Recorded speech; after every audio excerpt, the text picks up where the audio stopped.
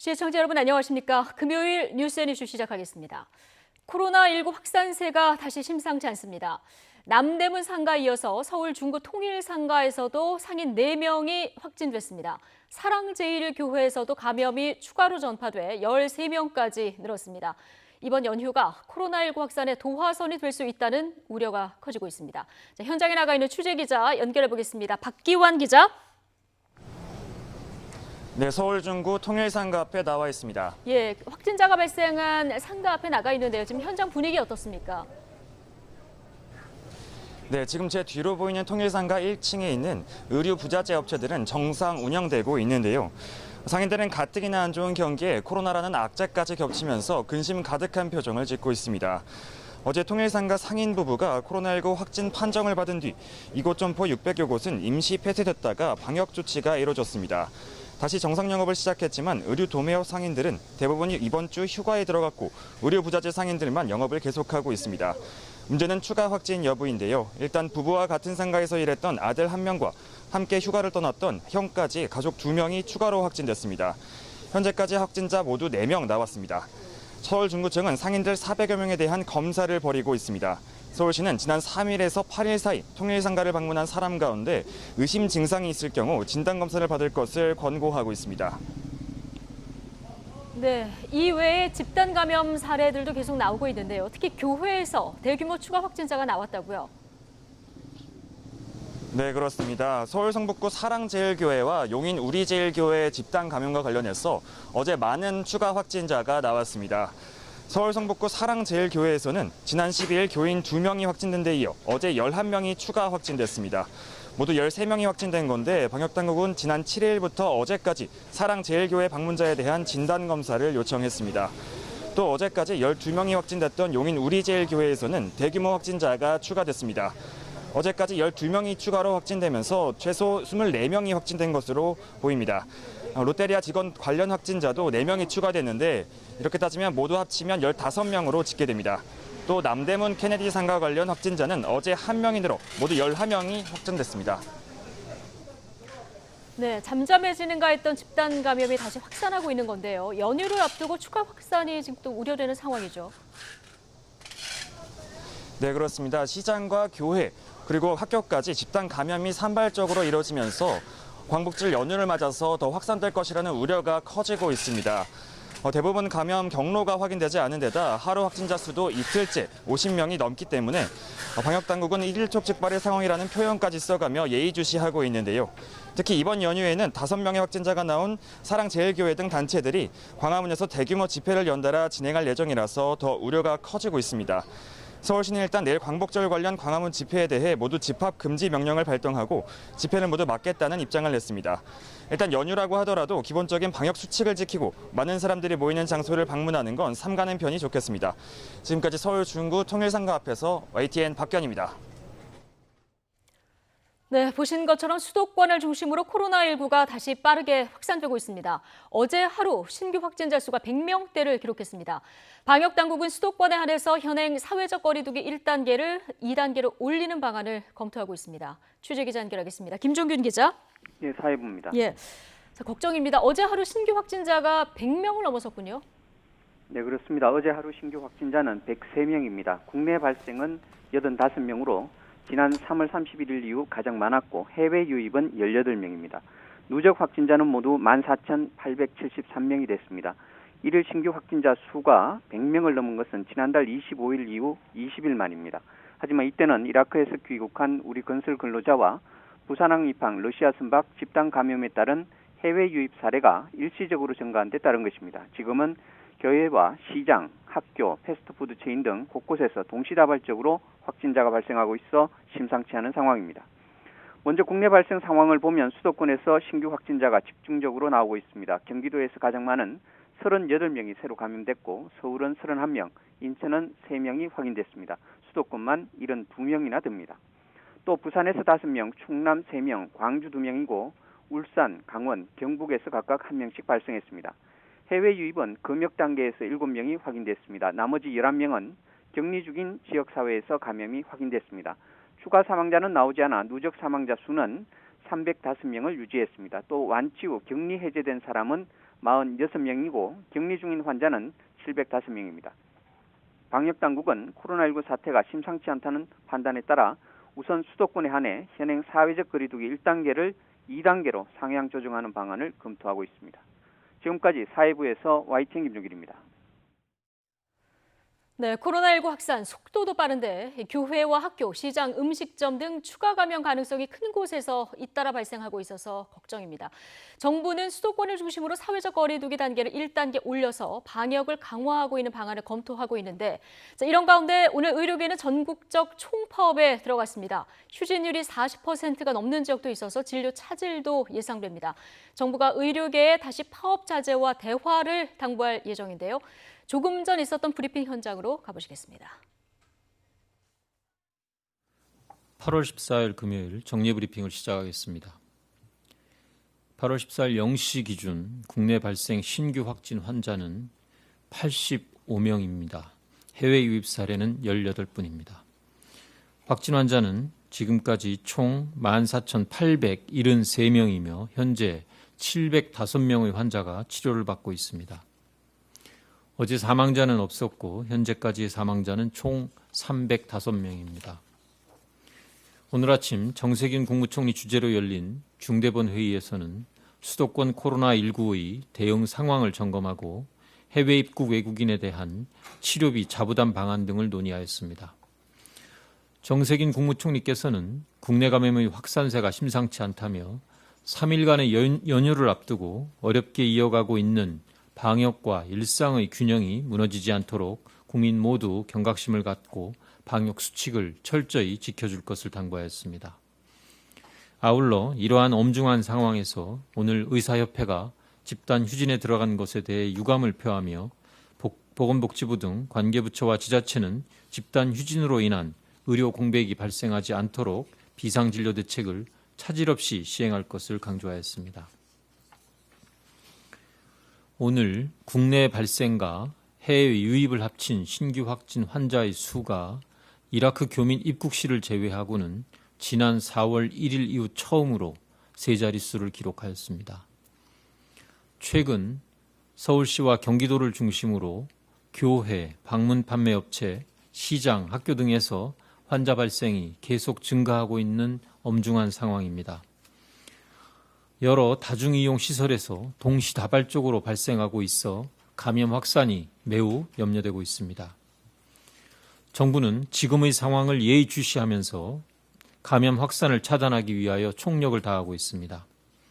서울시와 경기도도 접촉자에 대한 전수검사와 자가격리를 실시하고 발생 시설에 대한 긴급 방역 조치나 폐쇄 명령을 시행하는 등 방역 조치를 더욱 강화하고 있습니다. 특히 서울시는 광복절을 맞아 대규모 집회를 신고한 단체들에게 집회를 취소해 줄 것을 요청하였으나 집회를 강행하려는 일부 단체가 있어 어제 집회 금지 행정명령을 발동하였습니다. 집회의 자유도 소중한 시민의 권리이나 수도권의 코로나19 확산세가 심상치 않다는 점을 감안해서 우리 모두의 안전을 위해 서울시의 조치에 따라 주시기를 당부드립니다. 교회들을 중심으로 한 집단 감염도 계속 증가하고 있습니다. 많은 교단과 신도분들이 정부의 방역 조치에 적극적으로 협조해 주신 점에 대하여 감사드립니다. 그러나 교회에서 함께 식사를 하거나 소모임과 찬송을 하며 마스크를 착용하지 않는 등 방역 수칙을 준수하지 않아서 감염되는 사례가 반복되어 나타나고 있습니다.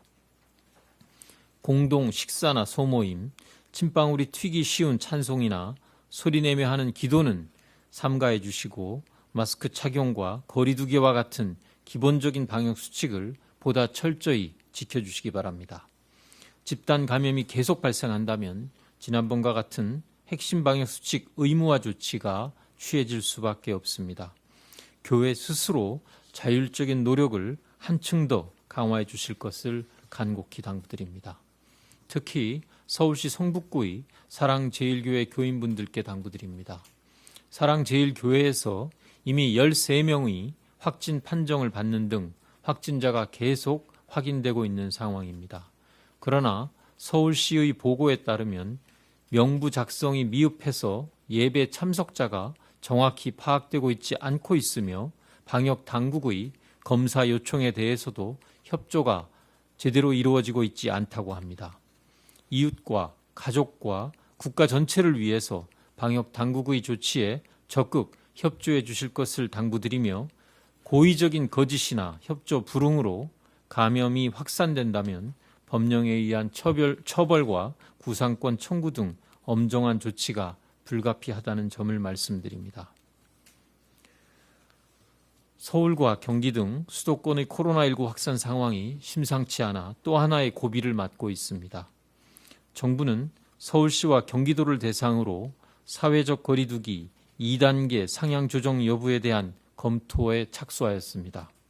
그러나 국민 모두가 힘을 합쳐 지난 7개월 동안 여러 차례의 위기를 슬기롭게 극복한 것처럼 다시 한번 긴장을 하고 우리 모두 방역 조치에 철저히 임한다면 이 위기를 극복할 수 있다고 믿습니다. 특히 수도권의 주민들께서는 마스크 착용과 거리두기 등 방역 수칙을 철저히 준수해 주시고 주점, 식당 등 밀폐된 공간의 다중이용시설의 이용을 자제해 주시기 바랍니다. 불효불급한 각종 모임과 약속도 취소하거나 연기해 주시기 바랍니다. 특히 서울, 경기 지역이 아직 2단계로 상향되지 않았다 하더라도 상황의 엄중함을 인식하고 앞서 말씀드린 방역 조치를 개인적으로도 또 집단적으로도 보다 철저히 지켜주시기를 다시 한번 부탁드립니다. 해외 입국 외국인 치료비 자부담 방안에 대하여 말씀드리겠습니다. 외국인 환자에 대한 치료비 등의 비용을 본인에게 부담할 수 있도록 감염병 예방법이 개정되어 8월 12일 시행되었습니다. 이에 따라 치료비 자부담에 대한 구체적인 요건을 정하여 시행하는데 그 대상은 외국에서 입국하여 검역 또는 격리 과정에서 확진 판정을 받은 외국인, 다시 말해서 해외에서 감염된 외국인 환자를 말합니다. 우선 1단계로 8월 17일 0시부터 해외 유입 확진 외국인이 국내 방역 조치를 위반한 귀책 사유가 있는 경우에는 치료비 전액을 본인이 부담토록 하였습니다. 구체적인 귀책 사유로는 격리 명령 등의 방역 조치를 위반하거나 PCR 검사 결과를 허위로 제출하는 등의 사유가 해당되겠습니다. 2단계로 8월 24일 0시 이후 입국하는 해외 유입 외국인 확진자에 대해서는 상호주의 원칙에 따라 치료비를 부담하도록 조치할 계획입니다.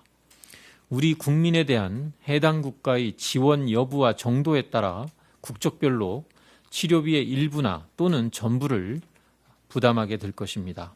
한편 입국 시 코로나19에 감염되어 있더라도 건강보험에 가입되어 있는 장기 체류 외국인에 대해서는 건강보험 적용은 당연히 계속되며 보험 급여를 제외한 본인 부담금을 본인이 부담하게 될 것입니다.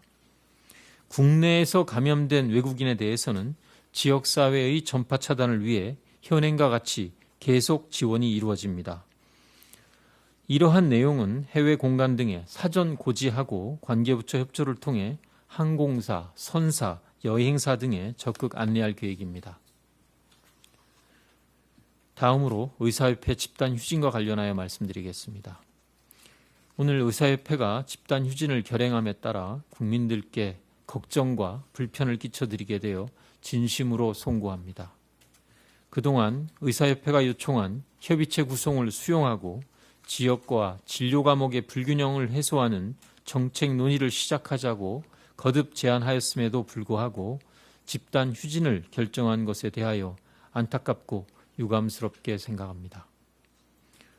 환자들의 생명과 안전에 위험이 초래될 수 있는 집단 행동을 감행하는 것은 국민들의 신뢰와 지지를 얻기 힘들다고 생각합니다. 의사협회는 환자들의 희생을 담보로 한 극단적인 방식을 벗어나 정부와 대화와 협의를 통해 문제를 해결하도록 함께 노력해 줄 것을 요청합니다. 의사 인력의 확충은 보건의료의 미래를 위해 꼭 필요한 정책임을 거듭 말씀드립니다. 의사협회를 비롯한 의사단체들은 지역의료 격차를 해소하고 의료 전달체계 개선을 요구하고 있고 정부도 이러한 내용의 뜻을 같이 하고 있어 의사협회와 정부의 정책 방향이 크게 차이나고 있지는 않다고 봅니다. 정부는 의사 인력 확충을 위해 단순히 의과대학의 정원을 늘리는 것에 그치는 것이 아니라 첫째, 필요한 지역과 보건복지부 장관이 정하는 필수 진료 과목에 이들을 우선 배치하고 둘째, 교육과 수련 환경을 개선하며 셋째, 지역의 우수한 병원을 지정 육성하고 지역 가산 등 건강보험의 수가 가산을 포함한 다양한 재정적, 행정적 지원 방안을 도입할 계획입니다. 이러한 정책들을 통해 우리 국민들이 어느 지역에 살던지 양질의 의료 서비스를 제공받도록 하기 위한 목적입니다. 네, 김강립 제1총괄조정관 브리핑 내용 듣고 오셨습니다. 들으신 것처럼 정부는 대화와 협의를 통해서 문제를 해결하자 이렇게 얘기하고 있지만 의료계는 정부의 의대 정원 확대 등 4대 의료정책 철회를 요구하면서 오늘 하루 총파업에 들어갔습니다. 의사협회 주도의 이번 파업에는 전공의와 전임의가 동참하고 또 상당수 병원과 동네 의원들이 휴진할 예정이라서 정부는 비상대응 체제 가동에 들어갔습니다. 서울대 병원에 와 있던 중계차가 나가 있습니다. 신준명 기자. 네, 서울대병원에 나와 있습니다. 네, 파업 내용부터 좀 정리를 해보면 지난 7일 전공의 파업보다는 규모가 훨씬 커진 거죠? 네, 그렇습니다. 지난 7일은 전공의 파업이었고 오늘은 의사협회 주도의 파업입니다. 전국 동네 병의원 의사들이 대거 휴진했고 여기에 전공의와 전임의까지도 동참하는 형식입니다. 파업은 오늘 오전 8시 전공의부터 시작했는데 오늘 하루 동안 진행됩니다. 지역별로 파업 일정은 다른데 일단 서울, 부산, 대구, 광주, 대전 등 5개 권역에서 오후 2시에서 3시 사이 대규모 집회가 예정돼 있습니다. 어제 서울대병원 측은 의료계 파업으로 인한 진료 차질을 우려해 일부 전공의들에게 연차 사용과 외출을 불허한다는 문자 메시지를 발송했습니다. 위반 시 불이익을 경고하기까지 했는데요. 문자 메시지를 받은 의료진은 전공의의 5분의 1 수준인 인턴 90여 명입니다. 네, 자, 오늘 파업은 의사협회 주도라서 개원의들의 휴진이 많을 텐데 자칫 진료 공백이 생기지 않을까 좀 우려가 됩니다. 현재 신고된 휴진율은 얼마나 됩니까?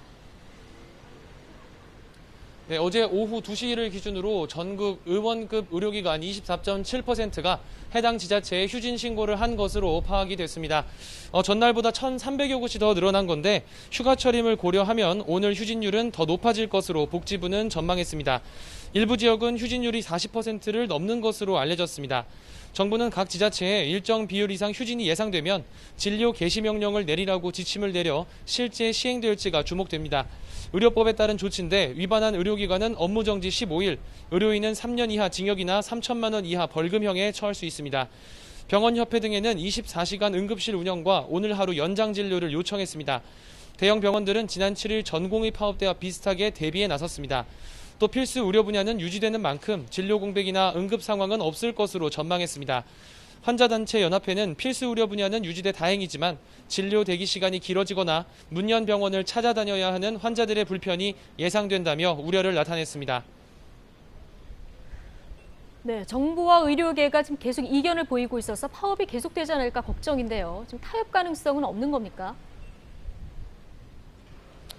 당장은 없어 보입니다. 정부는 어제 대국민 담화에서 다시 의료계에게 파업을 자제하고 대화를 해달라는 요청을 했습니다. 그러면서도 의대 정원 확대의 필요성을 다시 강조해 기본 방침을 고수했습니다. 의료계는 정부와 여당이 발표한 의대 정원 확대, 공공의대 설립 등 4대 의료 정책에 반발하며 원점에서 재논의하자고 요구하고 있습니다. 일단 추진하고 대화로 풀자는 정부와 전면 재논의 전엔 어림없다는 의료계가 양보 없이 계속 충돌하는 상황입니다. 양측의 힘겨루기 속에 환자와 국민의 불안은 커지고 있습니다. 지금까지 서울대병원에서 YTN 신준명입니다. 네, 부산에서는 절반에 가까운 의원들이 휴진에 동참해 환자들이 큰 불편을 겪고 있습니다. 취재 기자 연결하겠습니다. 차상은 기자. 네, 부산 대동병원 앞에 나와 있습니다. 예, 자, 부산 지역 의료계 상황 어떤지 정리해 주시죠. 네, 제가 나와 있는 병원은 400병상 규모의 종합병원인데 현재 진료는 정상적으로 이루어지고 있습니다. 하지만 근처에 있는 의원들이 집단으로 휴진에 들어가면서 평소보다 이곳을 찾는 환자들의 수는 늘었습니다. 이 병원 측은 지난주 금요일 오전과 비교하면 환자의 수는 100명 정도, 비율로는 15% 정도가 늘었다고 전했습니다. 부산에는 절반에 가까운 의원들이 오늘 휴진을 부산시에 신고를 했습니다. 부산 지역 의원 2,390여 곳 가운데 43%인 1,040곳이 오늘 휴진한다고 각 시군 보건소에 신고했습니다. 한꺼번에 많은 의원이 오늘 하루 문을 닫으면서 환자들이 불편을 겪고 있습니다. 부산시는 비상진료대책 상황실을 가동하고 홈페이지와 부산시 콜센터 120을 통해 시민들에게 문을 여는 의료기관을 안내하고 있습니다. 또 환자들의 응급 상황에 대비해 지역 응급의료기관 28곳에 24시간 진료 체계를 유지하도록 했고 병원급 의료기관에는 진료시간 연장과 주말 및 공휴일 진료 등 비상진료 체계를 갖춰달라고 요청했습니다. 앞서 부산시는 지난 7일 의원급 의료기관 2,400여 곳에 진료 개시 명령을 발령했습니다. 오늘 상황을 지켜보면서 의료 공백이 발생하면 각 시군 보건소는 추가로 업무 개시 명령도 내릴 계획입니다. 하지만 휴진에 동참하는 부산 지역 의원과 전공의들은 오늘 오후 부산시청 앞에서 집회를 열고 더불어민주당 부산시당까지 행진할 계획이어서 갈등은 이어지고 있습니다. 지금까지 부산 대동병원 앞에서 YTN 차상입니다.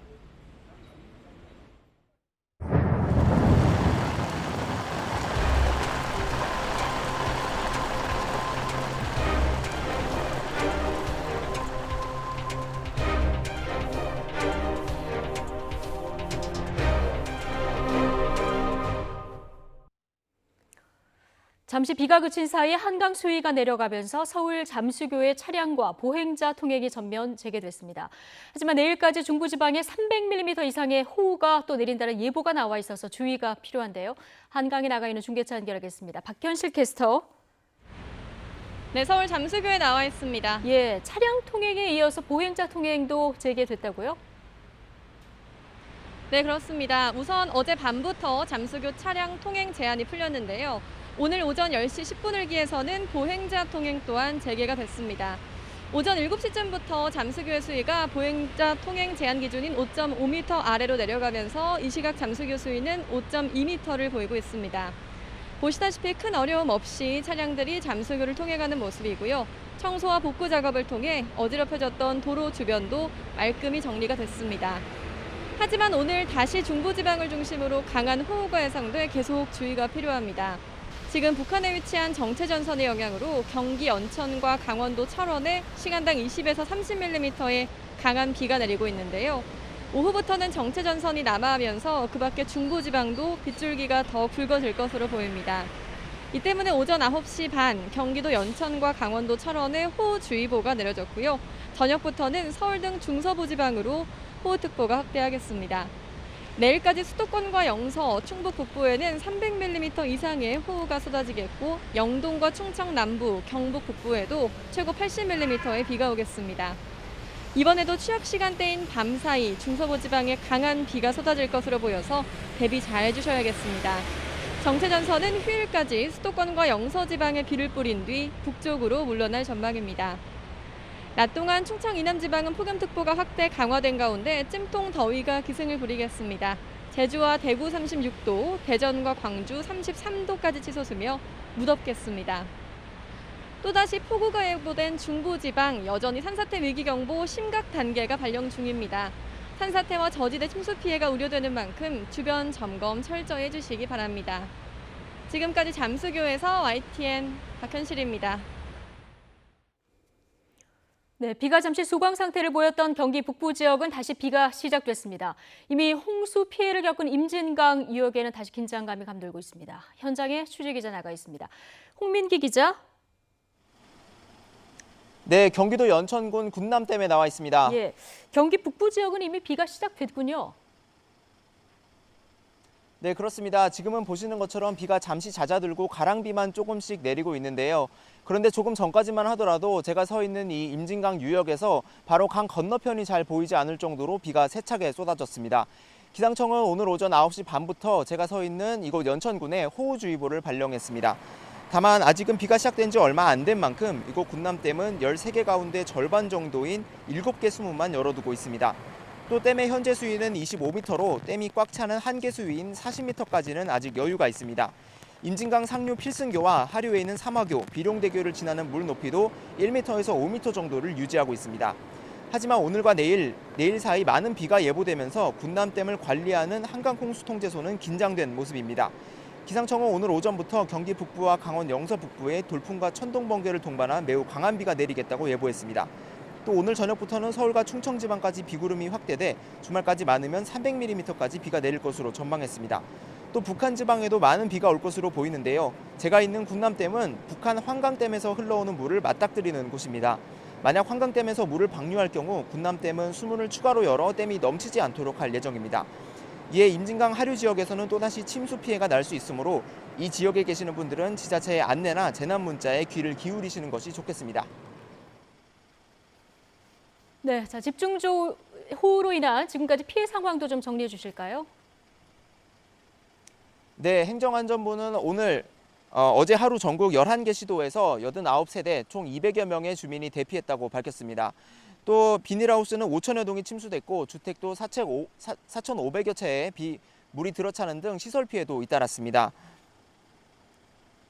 어제까지 중부지방 비가 잠시 소강 상태를 보이면서 경기도 지역에서 산사태를 피해 집을 떠났던 주민들은 모두 집으로 돌아갔습니다. 경기도도 양평, 가평 등 경기 지역 28개 시군에 내렸던 산사태 주의보와 산사태 경보를 모두 해제한 상태입니다. 하지만 오늘과 주말 사이 많은 비가 내리는 만큼 경기도는 산사태 위험 지역이 확인되면 즉시 주민들을 대피시킬 예정이라고 답했습니다. 산지에 거주하는 분들은 만일에 대비해 산림청 산사태 정보 시스템을 통해 자신이 사는 지역의 위험 등급을 계속 확인하시는 것이 좋겠습니다. 지금까지 임진강 상류 군남댐에서 YTN 홍민기입니다. 김정은 북한 국무위원장이 수해 복구 방안에 대해서 논의하면서 외부 지원은 허용하지 않겠다고 결정했습니다. 탈북민의 월북으로 코로나19 위기에 처했다면서 봉쇄했던 개성시는 3주 만에 봉쇄를 해제했습니다.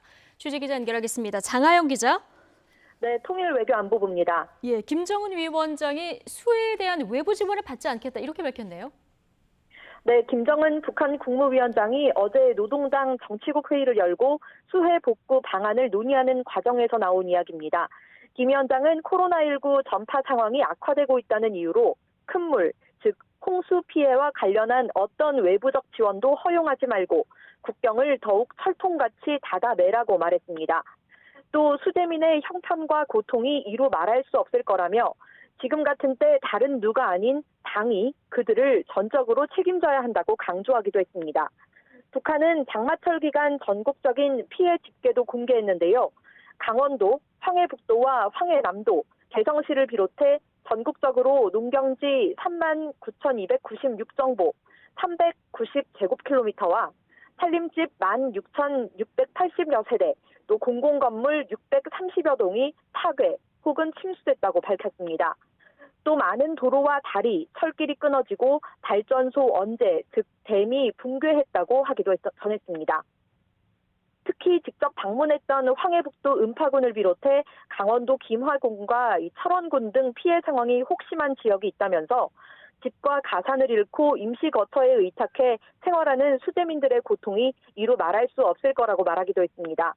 이런 피해 상황에도 불구하고 김 위원장은 회의에서 피해 복구 사업을 힘있게 벌여 당의 혁명적 봉퇴와 이 제도 우월성을 실증해야 한다며 외부 지원은 거절한 겁니다.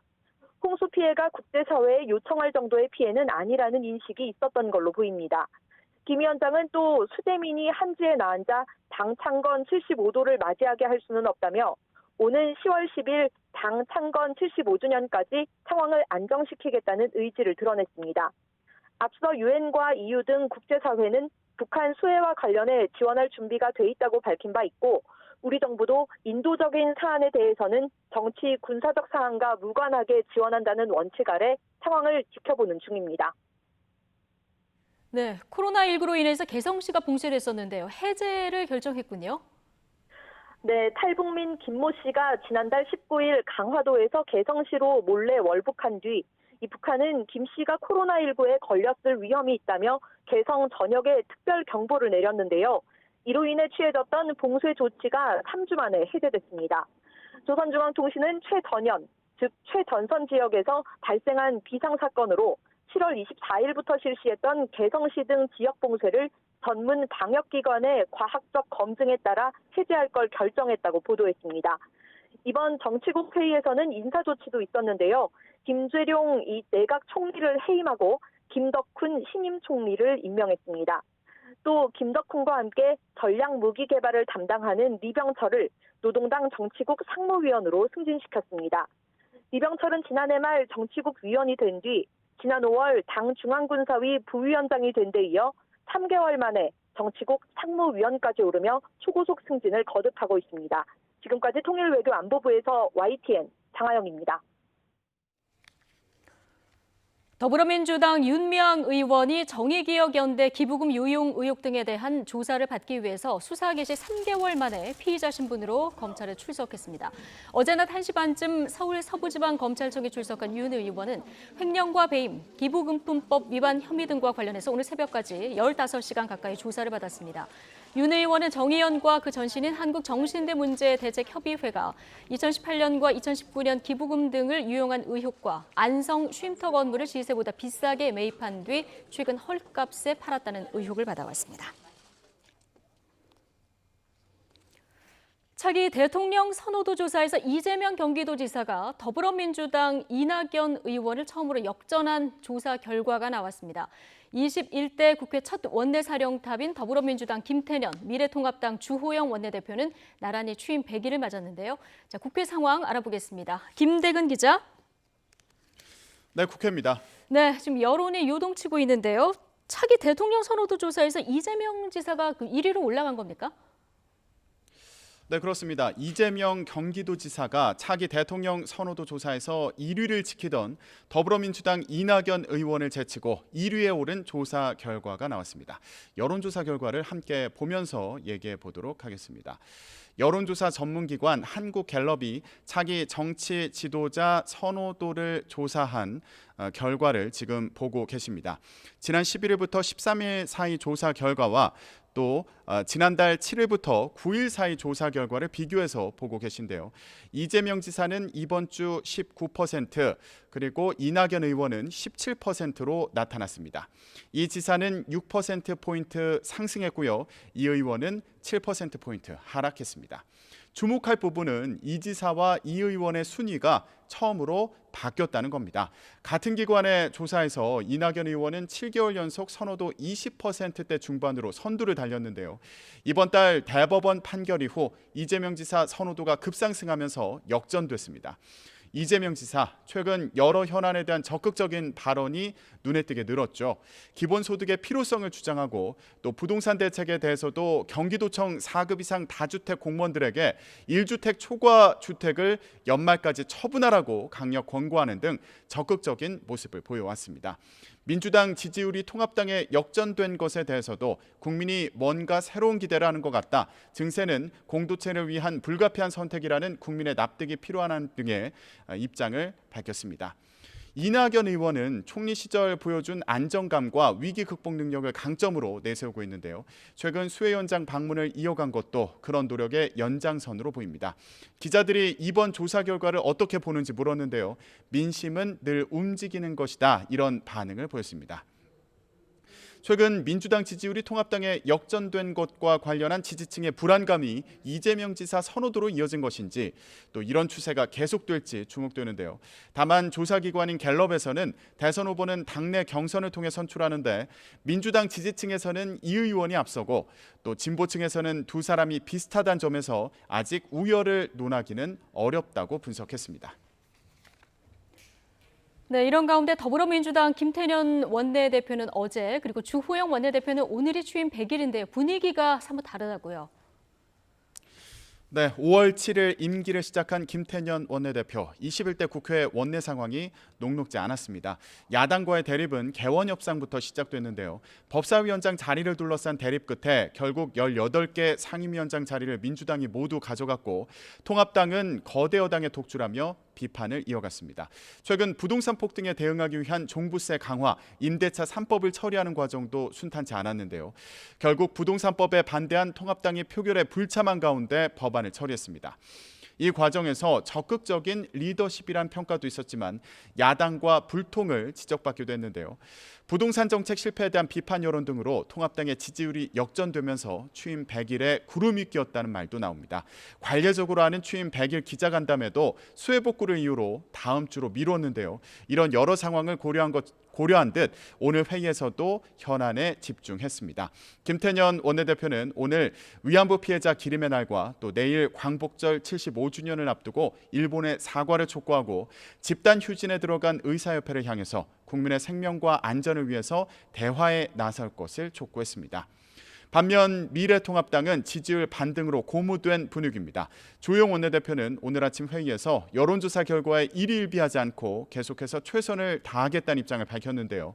그러면서도 민주당에 대한 견제는 놓지 않았습니다. 조 원내대표는 이번 조사 결과가 민주당이 자신을 되돌아보는 계기가 되길 바란다고 지적했는데요. 100일은 6석 거대 여당의 힘으로 독주하고 밀어붙이면서 국민과의 소통에는 소홀하지 않았는지, 또 야당과 협치는 안중에도 안 둔 건 아닌지 돌아보라고 강조했습니다. 또 취임 100일 기자간담회에서도 민주당에 대한 비판을 이어갔는데요. 민주당은 상임위를 독식한 건 물론 예산과 입법을 마음대로 처리했다며 이 과정에서 국회의장도 정치적 편향성을 감추지 않았다고 목소리를 높였습니다. 또 대통령과 집권 여당이 다수의 힘만 믿고 일방 독주하는 건 민의를 왜곡하는 거라며 소통을 늘려야 협치도 있을 거라고 강조했습니다. 그러면서 대선 전추전이 된 내년 서울시장, 부산시장 재보궐 등에서 승리할 수 있는 기반을 닦겠다고 밝혔습니다. 취임 100일 여야 분위기가 이렇게 사뭇 다른 상황인데요. 다음 주 시작되는 결산 국회에서는 여야가 어떤 모습을 보여줄지 주목됩니다. 지금까지 국회에서 YTN 김대근입니다.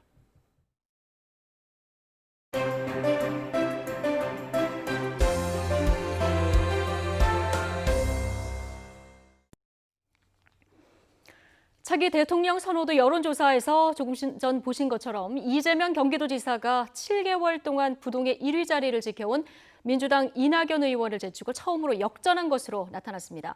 자, 오늘 오전 갤럽 여론조사 결과인데요. 문재인 대통령 지지율은 30%대로 떨어져서 취임 후 최저치로 조사됐습니다. 정당 지지율 조사에서도 희비가 엇갈리면서 전국이 요동치고 있습니다. 부동산 정책에 대한 민심에 직격탄일까요? 최근 여론의 향배와 정치권 소식, 최영일, 이종근 두 분 시사평론가와 이야기 나눠보겠습니다. 어서 오십시오. 안녕하세요. 안녕하세요. 자, 오늘 오전에 나온 갤럽 여론조사 결과부터 좀 봐야 될 것 같습니다. 대통령 지지율이 40%가 무너진 결과치가 오늘 나왔습니다. 네. 보니까 40대 빼고는 전 연령에서 부정평가가 높았습니다. 네, 그렇죠. 20대가 원래 대통령 지지율의 가장 큰 어떤 적극적인 지원군이었는데 20대마저도 이번에 지지율이 좀 많이 빠졌습니다.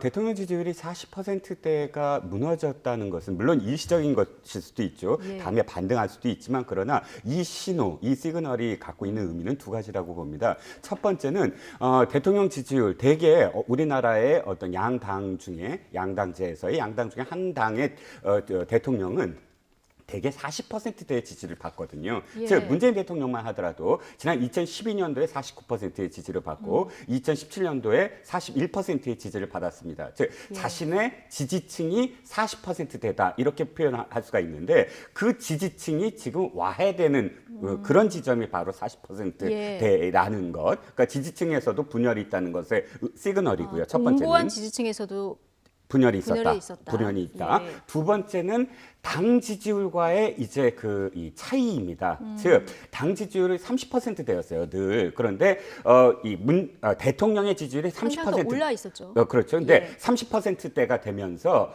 언제 당 지지율보다 내려가느냐에 언론들이 매번 예. 눈여겨볼 겁니다. 왜냐하면 당 지지율보다 대통령의 지지율이 낮아졌을 때 바로 당에서 그다음부터는 당정이라든지 당정청 협의에서 다른 목소리를 낼 가능성이 크거든요. 예. 그리고 또 대선을 앞두고 있는 주자들 역시 굉장히 대통령을 계승하는 입장에서 그런데 당 지지율이 대통령 지지율보다 높을 때는 대통령의 정책에 대해서 반대하는 목소리도 나오기 시작합니다. 그렇기 때문에 이 두 가지 지점에서 앞으로 40%대의 지지율이 계속 다시 올라가느냐 예. 아니면 30% 지지율로 계속 하락하느냐의 차이는 굉장히 예. 큰 차이라고 볼 수가 있죠. 예, 다음 주 지지율이 더 떨어지지 않게 방어하는데 그럼 총력을 기울여야 그럼요. 되는 이런 입장인데요. 한 주 만에 긍부정 평가가 2%포인트 차에서 지금 14%포인트 차이로 늘어난 상황이거든요.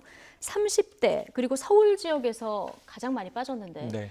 역시 부동산 문제가 가장 컸을까요? 예, 일단은 가장 크다고 보고 예. 부동산 정책 문제 안에 모든 게 다 녹아 있습니다. 지금 예를 들면 이런 거죠. 청와대 인사, 쇄신으로 보기 어렵다. 부정적인 평가가 예. 높아졌다고 한다면 그것 역시 이번에 새로 신임 수석들은 청와대가 앞서서 밝힌 게 자, 예. 1주택자들입니다. 얘기 먼저 하지 않습니까? 노영민 비서실장 유임, 확정. 이게 부정평가에 영향을 줬다. 왜? 지금 부동산 문제로 계속 시달렸거든요. 어떤 면에서. 그래서 이 지금 다주택자에서 무주택자로 변신했지만 예. 이것이 국민들의 이 어떤 불안 심리를 달래주지 못한다. 그래서 저는 부동산 문제라고 표면적으로 나와 있지만 내부적으로는 리더십과 내부 균열 문제라고 보는 거예요. 예. 왜냐하면 원 시그널을 내지 못하고 20여 차례 정책을 냈고 정책의 얼개는 이제 완성이 됐어요. 이 안에는 금융대책, 세제대책, 공급대책 다 들어있어요. 문제는 추진해서 효과가 나면 되는데 바로 어제 김용범 이 기재부 1차관이 7, 8주 정도 기다리면 효과가 나올 것으로 본다. 네. 그럼 이제 한두 달 정도 지켜봐야 되는 거거든요. 근데 이 부분에서 내부 잡음이 계속 나오는 겁니다. 청와대 인사. 심지어는 뭐 노영민 실장과 이미 그만뒀지만 김조원 전 민정수석이 격돌했다. 뭐 오보라고 이야기를 했지만 그런 정황들은 나타나고 있는 거죠. 거기에 이거 공급대책, 8.4 공급대책 문제인데요. 공급대책 발표하고 가장 많이 언론에 나온 반대 입장이 뭐였냐면 정청래 의원, 과천시장 이런 문제 아니었습니까? 당내에서도 조율이 안 됐던 문제냐? 그럼 그냥 20여만 호 공급을 발표부터 하고 본 거냐? 이런 문제들. 예. 그럼 이게 어떤 문제로 이어지냐면 국민들의 입장에서는 신뢰해도 될까 하는 의문 부호를 찍게 되는 거죠. 예. 불안 심리, 불만 심리, 또 이 부분들에 대한 불신 이런 것들이 너무 이제 크게 작용한 것 아닌가. 그래서 부동산으로 귀결될 수 있겠는데 이 안에서 저는 오히려 핵심은 리더십 문제로 귀결되고 있다 이렇게 생각을 해봅니다. 예, 그러니까 부동산 정책 때문이다. 부동산 정책이 잘못했다. 이게 35% 네. 이번에 나왔는데 6주 연속 부정평가 1위가 이제 부동산 문제인 그렇죠. 이런 결과치입니다. 근데 지금 말씀하신 것처럼 부동산 문제지만 이 안에 여러 가지 청와대 참모 교체 문제까지 해서 리더십 문제까지 다 포함된 것이 아니겠느냐, 여론에 포함된 것이 아니겠느냐 이런 얘기를 해주셨는데 조금 전에 얘기를 해주셨지만 이게 일시적 유임이냐 아니냐 전망이 엇갈렸었던 노영민 비서실장 사표는 결국 반려가 됐고요. 대통령이 이렇게 결정한 가장 큰 이유는 뭐라고 보십니까? 참 이해할 수 없는 부분은 이겁니다. 이 내각과 비서는 다른 입장이에요. 내각은 한 1000명이나 예를 들어서 하나의 어떤 그 부처에서 그 수장입니다. 그렇기 때문에 재신임을 물을 수가 있어요. 내각 수반에게. 그런데 비서는 어떤 부서를 갖고 있거나 조직원을 갖고 있지 않거든요. 수석 비서관은 비서와 행정관 뭐 이런 정도의 어떤 몇 개의 어떤 몇 명에 불과합니다. 비서는 대통령에게 재신임을 묻는 자리가 아니라 대통령이 임명하면 임명하는 것이고 사퇴시키면 사퇴시키는 자리예요. 예. 원래 옛날부터 그래왔습니다. 그런데 이례적으로 재신임을 묻는 형식으로 그러니까 비서실장이 수석들의 사표를 갖고 갔습니다. 그러면 사실상 다 예를 들어서 수리를 한다고 한다면 그 원래 예정된 어떤 상황이었는데 그 중에서 선별 수리를 하고 특히나 비서실장은 뭐 유임시키고 나머지 중에 한 사람을 빼놓고 사퇴를 시킨다 이런 형식은 아까도 말씀드렸지만 굉장히 이례적인 것으로서 나중에 나오는 언론 보도가 맞지 않을까라는 추정을 하게 하는 겁니다. 그러니까 언론 보도는 일부 언론 보도에서 비서실장과 그다음 민정수석의 갈등설. 그러니까 갈등을 빚고 있는데 그러면 재신임을 해달라라고 사표를 들고 가고 나머지 예를 들어 수석들은 하나의 어떤 그런 뭐 본보기로서 함께 간 거 아니냐 이런 지금 뒷말이 계속 나오게 되거든요. 그런데 또 따지고 보면 더 들여다보면 이것이 갑작스러운 일은 아니에요. 왜냐하면 지금 그 수석들 신임 수석들이 1주택자라고 이야기하잖아요. 원래 2주택자였습니다. 그런데 이분들이 계약하는 그 날짜를 보면 1일 날 계약했다고 그랬어요. 계약금을 받았다고 했어요. 8월 1일. 예. 8월 7일 날 사의를 표명합니다. 그러면 그 일주일 전에 이분들은 한 채에 대해서 그러니까 계약금을 1일 날 받았다고 한다면 그 전에 이미 계약을 한 거예요. 그러니까 그 전에 이미 집을 팔고 내가 청와대에 들어갈 준비를 하고 있었다는 거예요. 무슨 말씀을 드릴 예. 수 있냐면 이미 교체를 하려고 마음을 먹었는데 그러면 예전처럼 청와대 인선이 있습니다. 몇몇 개 수석을 교체하겠습니다.라고 발표를 원래 하려고 했다가 이 형식을 사표를 그러니까 재심임을 묻는 형식으로 해갖고 비서실장을 유임시키면서 민정수석한테 책임을 지게 하는 그런 형식으로 바뀌었다. 형식이 바뀌었을 뿐이지 사실은 바꾸려고 한 건 맞다라는 결론이죠. 그러면 그것 역시 국민들이 바라보기에 아니 내부에서의 다툼이 지금 지금 사표를 내고 이렇게 그 사퇴를 시키는 요인이냐? 그렇다면 처음부터 이 종합적인 책임이란 건 무슨 뜻이냐? 지금 부동산 대책부터 포함을 해서 그때 당시에 8월 7일 날 분명히 청와대에서는 여러 가지 문제에 대한 종합적인 그런 책임을 진다고 했는데 쭉 따지고 보니까 두 수석의 어떤 다툼을 누가 옳았다라고 그냥 교통정리한 거에 불과하냐라는 비판이 이어져서 지금 그 자체가 쇄신의 어떤 그런 인사가 되지 못했다라는 시그널을 지금 보여준 것이라고 할 수가 있죠. 수습이 적절하지 못했다. 국민들은 네. 이렇게 보고 있다. 이렇게 분석을 하시는 거군요. 근데 현 정부의 공직자 인선 기준이 굉장히 높았습니다. 네. 7대 기준을 제시했고 좀 맞습니다. 완화해서 5대 기준. 근데 지금 보면은 앞으로 공직자가 되려면 직무연관성 관련하지 않고 네. 1주택자가 가장 큰 기준이 돼가는 이런 그 모양새. 이건 어떻게 보십니까? 적어도 문재인 정부 남은 임기 동안은 그럴 수밖에 없겠죠. 예. 그렇지 않으면 어떤 문제가 생기냐면 지금 저는 이 부동산 정책이 효과가 나기를 기대하고 날 것이라고 믿고 싶습니다. 예. 나야만 하죠. 지금 이제 정부의 총력전을 이제 편 정책이기 때문에. 그리고 또 부동산은 잡아야 되니까요. 투기 세력은 근절해야 되고 그 가는 길은 명분적으로 옳다고 보는데 문제는 아까 리더십 문제와 연결돼 있다고 말씀드린 건 측근 참모들과 내각 장차관들이 이 시그널을 잘못 내고 있다. 심지어는 뭐 진성호 의원 지금 민주당 내에서 요직을 맡고 있는데 예. 방송 토론 나갔다가 다 끝나고 한마디 던진 게 막 진성준 의원이요. 예, 진성준 의원이 이제 이게 굉장히 화제가 될 정도였으니까 그만큼 이제 첨예한 상황이었다.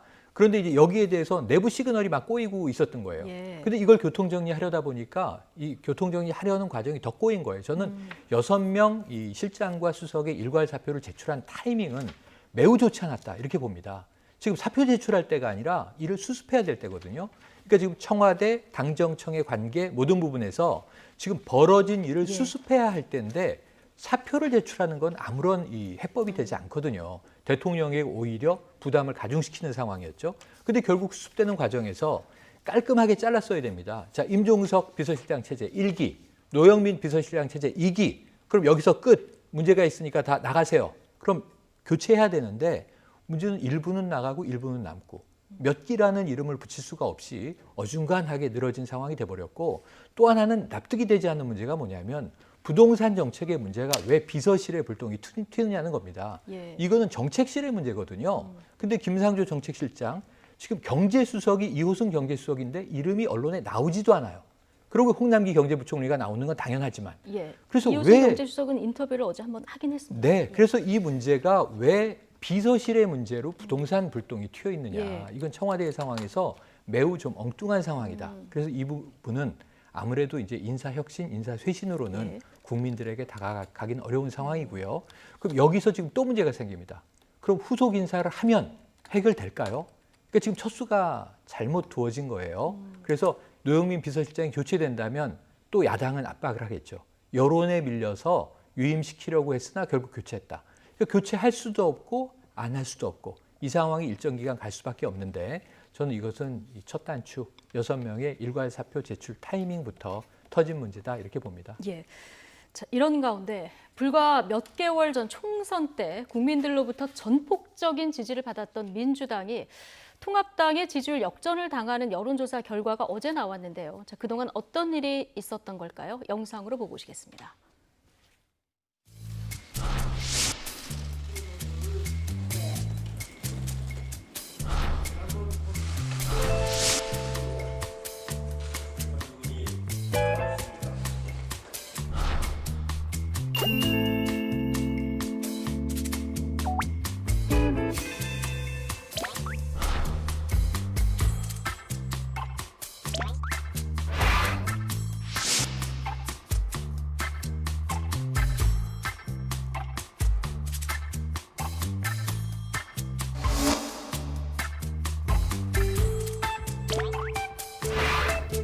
미래는 평등할 것입니다. 과정은 공정할 것입니다. 결과는 정의로울 것입니다.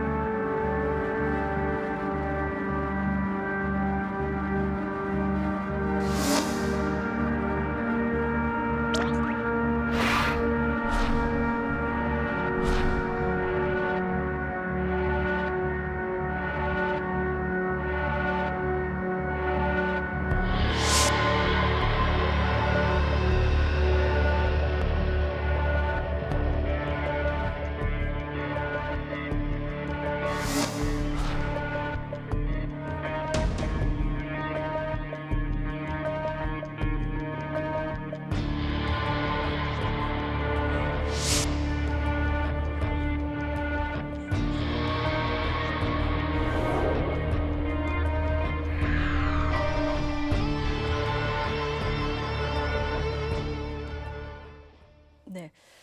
물론 이제 지지율이라는 게 뭐 숫자보다는 추이가 중요한 네, 거고 맞습니다. 뭐 어떤 변수에 따라서 계속 오르락 내리락 하는 겁니다만은 어제 리얼미터에서는 통합당이 무려 3년 10개월 만에 네. 민주당을 보다 앞서는 이런 역전. 결과를 네. 보이지 않았습니까? 오늘 갤럽 여론조사 결과를 보면 뒤집어지진 않았는데 네. 지난주가 12%포인트 차였던가요? 맞습니다. 6%포인트 차로 좁혀졌습니다. 네. 전체적인 추이 어떻게 보십니까? 추이는 민주당 입장에서는 위기죠. 네. 이거는 명백한 위기고 지속적일 수 있습니다. 근데 이게 말씀하신 대로 지지율이라는 게 고정돼 있는 게 아니라 출렁이는 거잖아요. 예. 이게 고체가 아니고 유체입니다. 흘러갑니다. 그런데 문제는 거기에 영향을 주는 변수는 지금 크게 보면 두 개예요. 민주당이 어떻게 행동하느냐, 통합당이 어떻게 행동하느냐. 근데 지금 이번에 지지율이 지금 이 갤럽에서는 아주 붙어가고 있고 예. 그다음에 리얼미터는 교차가 됐고 이 내용을 한번 들여다보면 아까 처음에 짚어주셨지만 2030 청년층이 등을 예. 돌렸다. 여성층 지금 이제 잇단 성추행 문제들 등을 돌렸다. 그다음에 호남에서도 빠졌어요. 견고한 지지층을 유지하던 지역에서. 그리고 수도권, 서울 이렇게 움직인 겁니다. 그럼 이게 적극적 지지층이 움직였느냐? 아니에요. 민주당이 그간 총선 이후 행보를 보면 자 180석 가까이 만들어준 것은 일하라고 하는 것이다. 예. 20대 국회 너무 일을 하지 않았다. 그러고 달렸는데 이거를 이 야당 쪽에서는 독주라고 불렀죠. 하지만 이 의석을 만들어준 것은 국민이니까 국민 보고 간다 그랬는데 지지층은 여기에 요동치지 않습니다. 문제는 뭐냐면 이렇게 말씀드려 볼게요. 의석은 지금 60%의 지지를 얻은 거예요. 민주당이. 103석 의석을 가진 통합당은 35% 정도의 지지를 얻은 거예요. 격차가 있습니다. 그런데 문제는 60%를 지지해 준 총선에서 민주당의 표를 준 사람들이 견고한 지지층은 아니죠. 예. 그것은 30%대예요. 그럼 나머지는 중도에서 자 민주당이 일하십시오. 그럼 이번에는 여당을 밉니다 했는데 이들을 4개월 동안 끌어안았느냐, 품었느냐, 통합했느냐 이 부분에 물음표를 던져야 돼요. 야당은 야당과 소통하라. 자, 우리와 소통해야 한다. 우리 말 들어달라 이거지만 저는 야당하고는 안 맞는다 하더라도 그러면 야당을 제치고 이 지지해준 국민들의 기존 전통적인 민주당 지지층, 문재인 대통령의 적극 지지층 외에 예. 중도 진보 성향 혹은 중도 성향의 시민들의 국민들의 어떤 의지를 받았느냐 이 부분은 조금 이제 물음표가 남는 거예요. 예. 왜냐하면 아까 이 결과와 과정 이야기가 잠깐 이제 리포트에 나왔습니다만 결과에 대한 부분이 아니라 문재인 정부의 가장 강력한 강점은 소통이었지 않습니까? 소통하는 대통령, 소통하는 정부. 그런데 지금 과정적인 소통이 언제부턴가? 초기에는 공론화 많이 했었죠. 교육 정책도 공론화했고 이 탈원전 문제도 공론화했었는데 공론화 과정이 유실되기 시작하면서 예. 이제는 결정과 결과만 남은 상황으로 바뀌어온 과정. 여기서 좀 문제를 찾아야 된다고 봅니다. 예. 결국 지금 중도층 민심이 움직인 건데요. 맞습니다. 지금까지는 민주당에서 지지율이 빠져도 이게 통합당으로 바로 가진 않았습니다. 맞아요. 근데 지금 보면은 진보 지지율 일부가 그러니까 중도 지지율 일부가 통합당으로 갔고요. 통합당에서는 보수층에서 오히려 일부 좀 빠지긴 했는데 네. 그래도 이거를 더하기 빼기를 해보면은 통합당 쪽에서는 중도층표를 가져온 게 훨씬 유리한 이런 상황이 된 겁니다. 네, 그렇습니다. 통합당 계열의 정당이 지금까지 민주당보다 상당히 뒤졌던 건 극렬 지지층만 바라보고 3년 동안 정치를 해왔기 때문이에요. 그들의 요구, 물론 그 지지층의 어떤 그 요구들을 국회에서 담아내는 건 정당의 가장 큰 목적이긴 하지만 그럼에도 불구하고 외연 확대와 관련돼서 태도와 결과와 정책 이런 것들의 변화가 거의 없었거든요. 근데 이번에 한번 보시면 알겠지만 강령부터 시작을 해서 강령의 제1호가 기본소득이라는 겁니다. 한 번도 기본소득이라든지 이런 정책과 관련해서 양극화에 대한 문제라든지 언제나 이슈를 빼앗기기만 했거든요. 그런데 선점하겠다라고 김종인 위원장이 시작을 해서 강령부터 1호가 이제 기본소득부터 시작을 해서 양극화에 대한 내용들이 담겨져 있다는 겁니다. 이 부분과 관련해서는 원래 전통적인 지지층은 굉장히 반대를 할 수밖에 없죠. 왜냐하면 이것이 옳고 그른 문제가 아니라 시각 자체, 그러니까 무엇이 사실은 우리나라를 더 이롭게 할 것이냐라는 그런 시각에서 볼 때 양극화를 해소하는 방법은 성장에 의한 것이다. 뭐 성장 담론을 계속 주장하는 보수층이 있을 수는 있어요. 하지만 그럼에도 불구하고 지금 거기에 대해서 실망하는 보수층이 좀 떨어져 나감에도 불구하고 4년 동안 정체되어 있던 지지율을 끌어올리기 위해선 외연을 확대해야 된다. 그 외연 확대가 진정성 있는 모습이어야 된다라는 것이 지금 그 통합당의 어떤 상황이고 일부에서는 가만히 전략이다. 뭐 특별히 한 게 없지 않느냐. 저도 뭐 특별히 한 게 없다고 보여지지만 그러나 이제야 정상으로 좀 돌아왔다. 무엇을 잘했다 못했다 이런 가치 판단을 떠나서 국회에 들어가서 연설이라든지 이런 것들을 진정성 있게 하고 그다음에 대안을 내놓고 그다음에 아무리 소수의 정당이라도 우리가 지금 바라는 것 그리고 우리가 앞으로 나갈 것이 무엇이다라고 명명백백하게 국민들한테 이야기하는 이 모습이 사실은 굉장히 정상적인 지금까지 좀 비정상으로 비쳤다면 정상적인 모습으로 바뀌고 있기 때문에 앞으로 사실 그 컨텐츠라든지 실제로 대안이라든지 이런 모습들에서 국회 내에서 상임이라든지 이런 모습이 더 플러스 알파가 된다면 지금의 거품 같은 그런 지지율이 좀 더 안정적으로 다져지지 않을까라는 생각이 듭니다. 결국은 실점을 안 한 부분 그리고 약간 좌클릭한 그 통합당의 행보가 결과적으로는 좀 득이 된 이런 결과치를 보였다 이런 분석이신데요. 민주당은 위기입니다. 당내에서도 위기다 이런 목소리들이 나오고 있는데요. 일단 지지율 하락의 원인으로 부동산 대책을 가장 큰 원인으로 꼽는 분들이 굉장히 많습니다.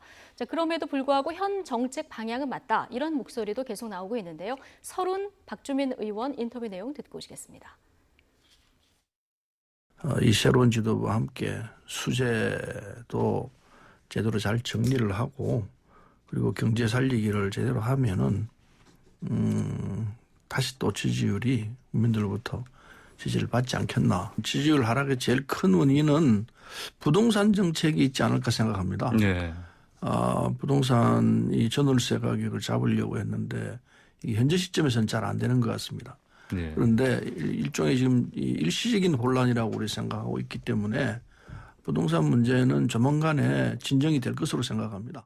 저는 현재 그 부동산 정책의 방향은 맞다고 생각합니다. 부동산 정책에 관련된 부분은 조금 좀 지나서 그 효과가 좀 나타난다면 회복이 될 수 있을 것 같고요. 두 번째는 아까 말씀드렸던 것처럼 뭔가 좀 더 어떤 정책을 만들고 집행함에 있어서 국민분들과 좀 더 소통해야 된다는 부분은 저희 당이 좀 그런 부분에 있어서 바뀐 모습을 좀 보여드려야 조금 회복이 되겠죠. 자, 곧 부동산 대책 효과가 나타날 거고 그렇게 되면은 이반한 민심이 돌아올 거다. 지금 당내에서 이렇게 진단하는 분들이 많은 것 같습니다. 어떻게 보십니까? 쉽지 않습니다.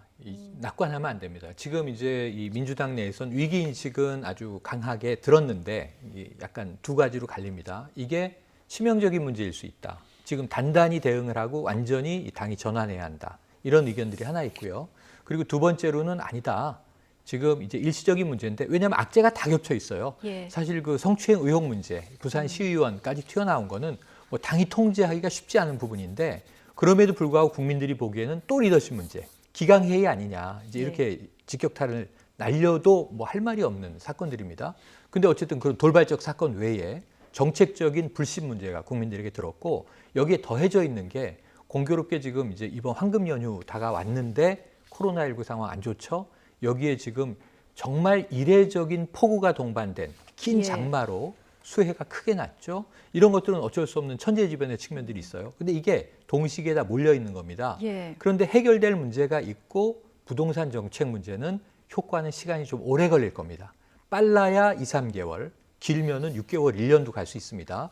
그럼 이게 저는 부동산 정책 방향은 옳다는 것은 동의해요. 근데 저는 보완적인 부분이 더 필요하다고 생각해요.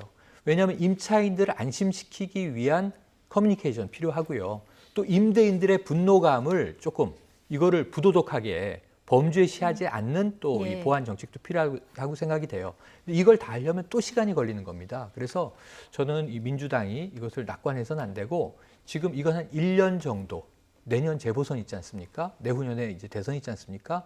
그 긴 중장기 계획을 놓고 민주당의 체질을 좀 변화해야 된다는 생각이 듭니다. 너무 빨리 낙관하지 말고 좀 긴 호흡으로 가야 된다. 맞습니다. 이런 지적이신데요. 자, 이런 여론의 흐름 속에서 진짜 요즘에 민심의 변화가 굉장히 무섭습니다. 차기 대선 후보 지지율에서요. 이재명 지사가 1위로 치고 올라온 결과가 오늘 나왔습니다. 네, 이건 그렇습니다. 어떻게 보십니까? 자, 일단 이낙연 의원 같은 경우는 좀 굉장히 충격적일 거예요. 왜냐하면 자, 이재명 지사는 사실 경기도 지자체장입니다. SNS 활동만 하실 분이지 실질적으로 정치적인 어떤 일선에서 중앙 정치를 하고 있는 분이 아니잖아요. 그런데 이낙연 의원은 다른 의원보다 훨씬 더 지금 언론의 집중적인 그런 이 조명을 받을 수밖에 없어요. 왜? 당 경선 대표 경선 주자이기 때문에 지금 가서 수재에 가서 사진 찍고 기자들이 이 모든 어떤 사안에 대해서 매일같이 따라붙으면서 물어봐요. 그런데 그럼에도 불구하고 지금 이 오차 범위에서 내지만 어쨌든 뒤졌다라는 건 이낙연 의원의 대세론이 굉장히 문제가 있었다라는 걸 지금 반증하는 것이거든요.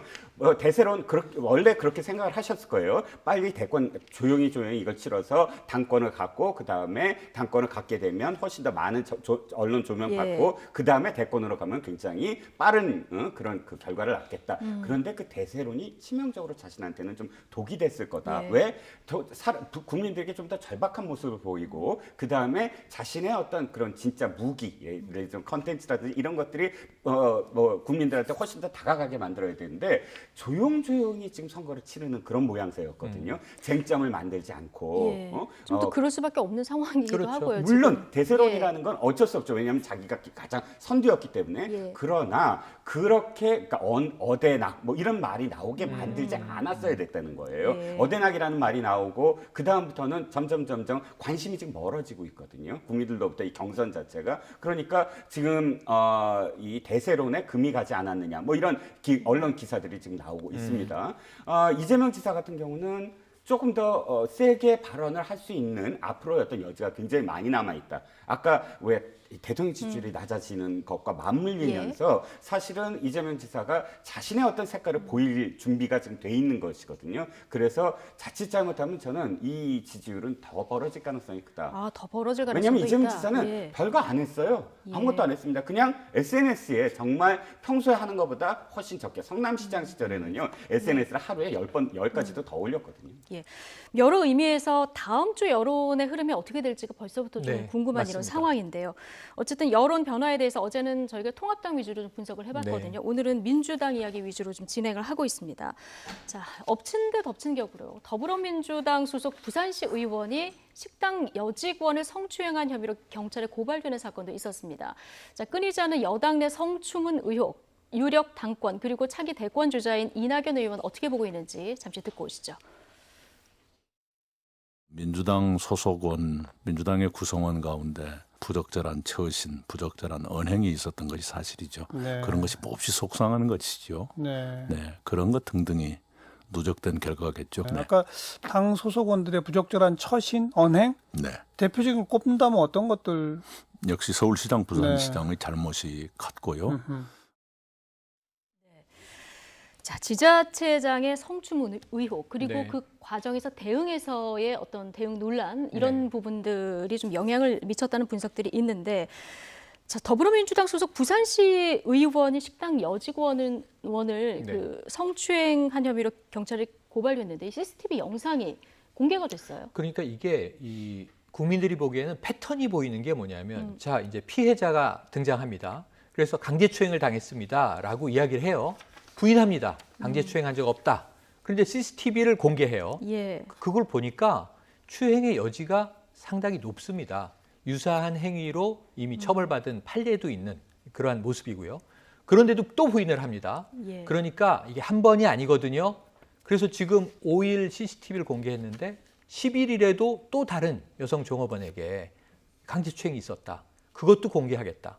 그럼 이게 어떻게 되는 거냐면 부인 아니한마 못한 일이 돼버리는 거죠. 그리고 이것을 민주당은 관망하고 있습니다. 물론 이제 진위 판단을 해야죠. 그래서 이제 지켜보고 있다가 이 증거가 공개되자 그때 이제 제명 조치하는 거예요. 근데 이거를 국민들이 한 번 본 게 아니라 여러 차례 본 거예요. 그럼 어떻게 되냐면 이게 개별 사건의 어떤 범죄 의혹, 이 대상자들이 등장하는 게 아니라 당의 이미지가 형성돼 버리죠. 이게 어찌 보면 2017년부터 쭉 이어져 온 흐름이 됐단 말입니다.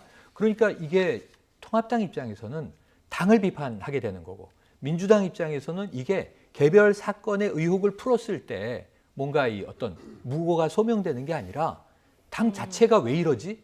우리 당이 지금 왜 이런 일이 다발적으로 벌어지지? 하는 것에 대해서 아주 중대한 반성을 하고 넘어가야 되는 시점에 도달해 버린 거예요. 그래서 제가 보기에는 이것은 당의 이미지를 쇄신하기 위한 매우 극단적인 선택을 하고 당 내에서 정말 성찰과 반성을 거쳐서 어떤 대책안을 내야 할 사안으로 보여집니다.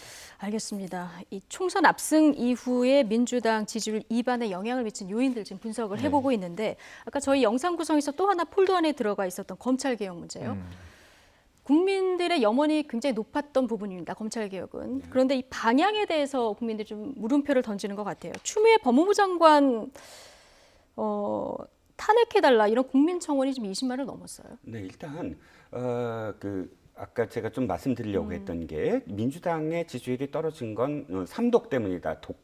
독식, 독선, 독설 이 세 가지를 좀 지적하고 싶었는데 다 사실 말씀들을 하셔서 마지막으로 독설이라는 부분 자 추미애 장관 그래 법무부 장관으로서 검찰개혁을 추진하는 과정 다 좋습니다. 그런데 그 와중에 근 한 일주일을 거의 정치적인 워딩을 쏟아냈는데 검찰개혁이라는 건 시스템을 바꾸고 제도를 바꿔서 전체적으로 사람이 거기에 따를 수밖에 없게 만들면 되는 것이거든요. 그런데 한 개인 그러니까 윤석열 검찰총장을 두고 저작거리에서도 입에 올리지 못할 정도의 그런 말들을 국회에 가서 또 국회에 자기 당 초선 의원들 앞에서 하는 장면부터 시작을 해서 몇 주에 걸쳐서 그런 언행이 계속 됐거든요. 법무부 장관은 법을 집행하는 것을 관리 감독하면 되는 것이지 자신이 정치적인 워딩을 쏟아내는 그런 자리가 아니지요. 왜냐하면 법무부 장관이 정치적인 어떤 편향성이 만약에 느껴지기 시작하면 법도 역시 정치적인 편향으로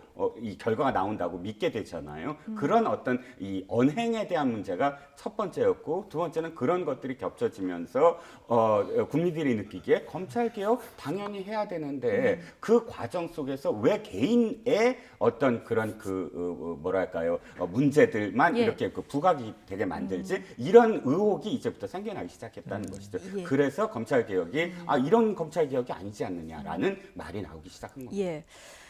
어쨌든 이 어제 오늘 여론조사 결과에 통합당 지금 뭐 좀 표정 관리를 하는 그런 모습인데요. 김종인 비대위원장도 그렇고 주호영 원내대표도 그렇고요. 여기에 대해서 굉장히 좀 몸을 낮추는 듯한 반응을 보였습니다. 그게 아주 좋은 겁니다. 그러니까 민주당은 이게 설사 여러 가지 악재가 참 안 좋은 타이밍에 겹쳐서 이런 현상이 일시적으로 나타난 것일지라도 아까 말씀드렸듯이 긴 호흡으로 이게 잠깐의 현상이 아니라 지속될 수 있다라는 각오를 하고 환골탈태를 해야 되는 거고요. 통합당은요. 그나마 통합당 의원 몇 분들에게 물어보니까 합리적인 인식을 하고 있다고 생각한 게 뭐냐면 자, 왜 올랐다고 생각하십니까? 민주당 덕분이죠. 이게 맞는 거예요. 통합당은 아직은 별로 한 게 없어요. 다만 한 가지 잘했다고 봅니다. 아까 가만히 전략이라고 말씀하셨죠. 가만히 있는 것도 좋은 전략이에요. 왜냐하면 지금까지 여든 야든 지지율이 떨어질 때는요. 자책골로 대부분 떨어집니다. 그러니까 이제 지금 민주당은 자책골이 많이 나오고 있는데 통합당은 말을 신중하게 하다 보니까 과거 같은 막말은 사라져 보입니다. 그래서 이미 굉장히 오염돼 있었던 대중들의 인식을 지금 많이 정화하고 있는 과정이에요. 그리고 앞으로는 좀 품격 있게 더 신중한 정책을 무게감 있게 내주면 그동안에 좀 쌓였던 막말 이미지라든가 네. 오염된 이미지들을 탈색하고 잘 갈 수 있을 것 같은데 문제는 이제 그렇게 갈 수 있을까? 예. 항상 잘 될 때 조심해야 됩니다. 알겠습니다. 실점하진 않았는데 네. 앞으로는 실천이 좀 중요하다. 네, 이런 득점도 말씀, 해야죠. 득점도 해야 되기 때문에 알겠습니다. 결과적으로는 이 여론의 흐름은 좀 원인 분석을 어떻게 하느냐, 네. 진단을 어떻게 하느냐 가장 중요한 것 같고요. 다음 주 여론 흐름이 어떨지 저기 나오면 또 전해드리도록 하겠습니다. 자, 오늘 최영일, 이종근 두 분 시사평론가 얘기는 여기까지 듣겠습니다. 두 분 고맙습니다. 고맙습니다.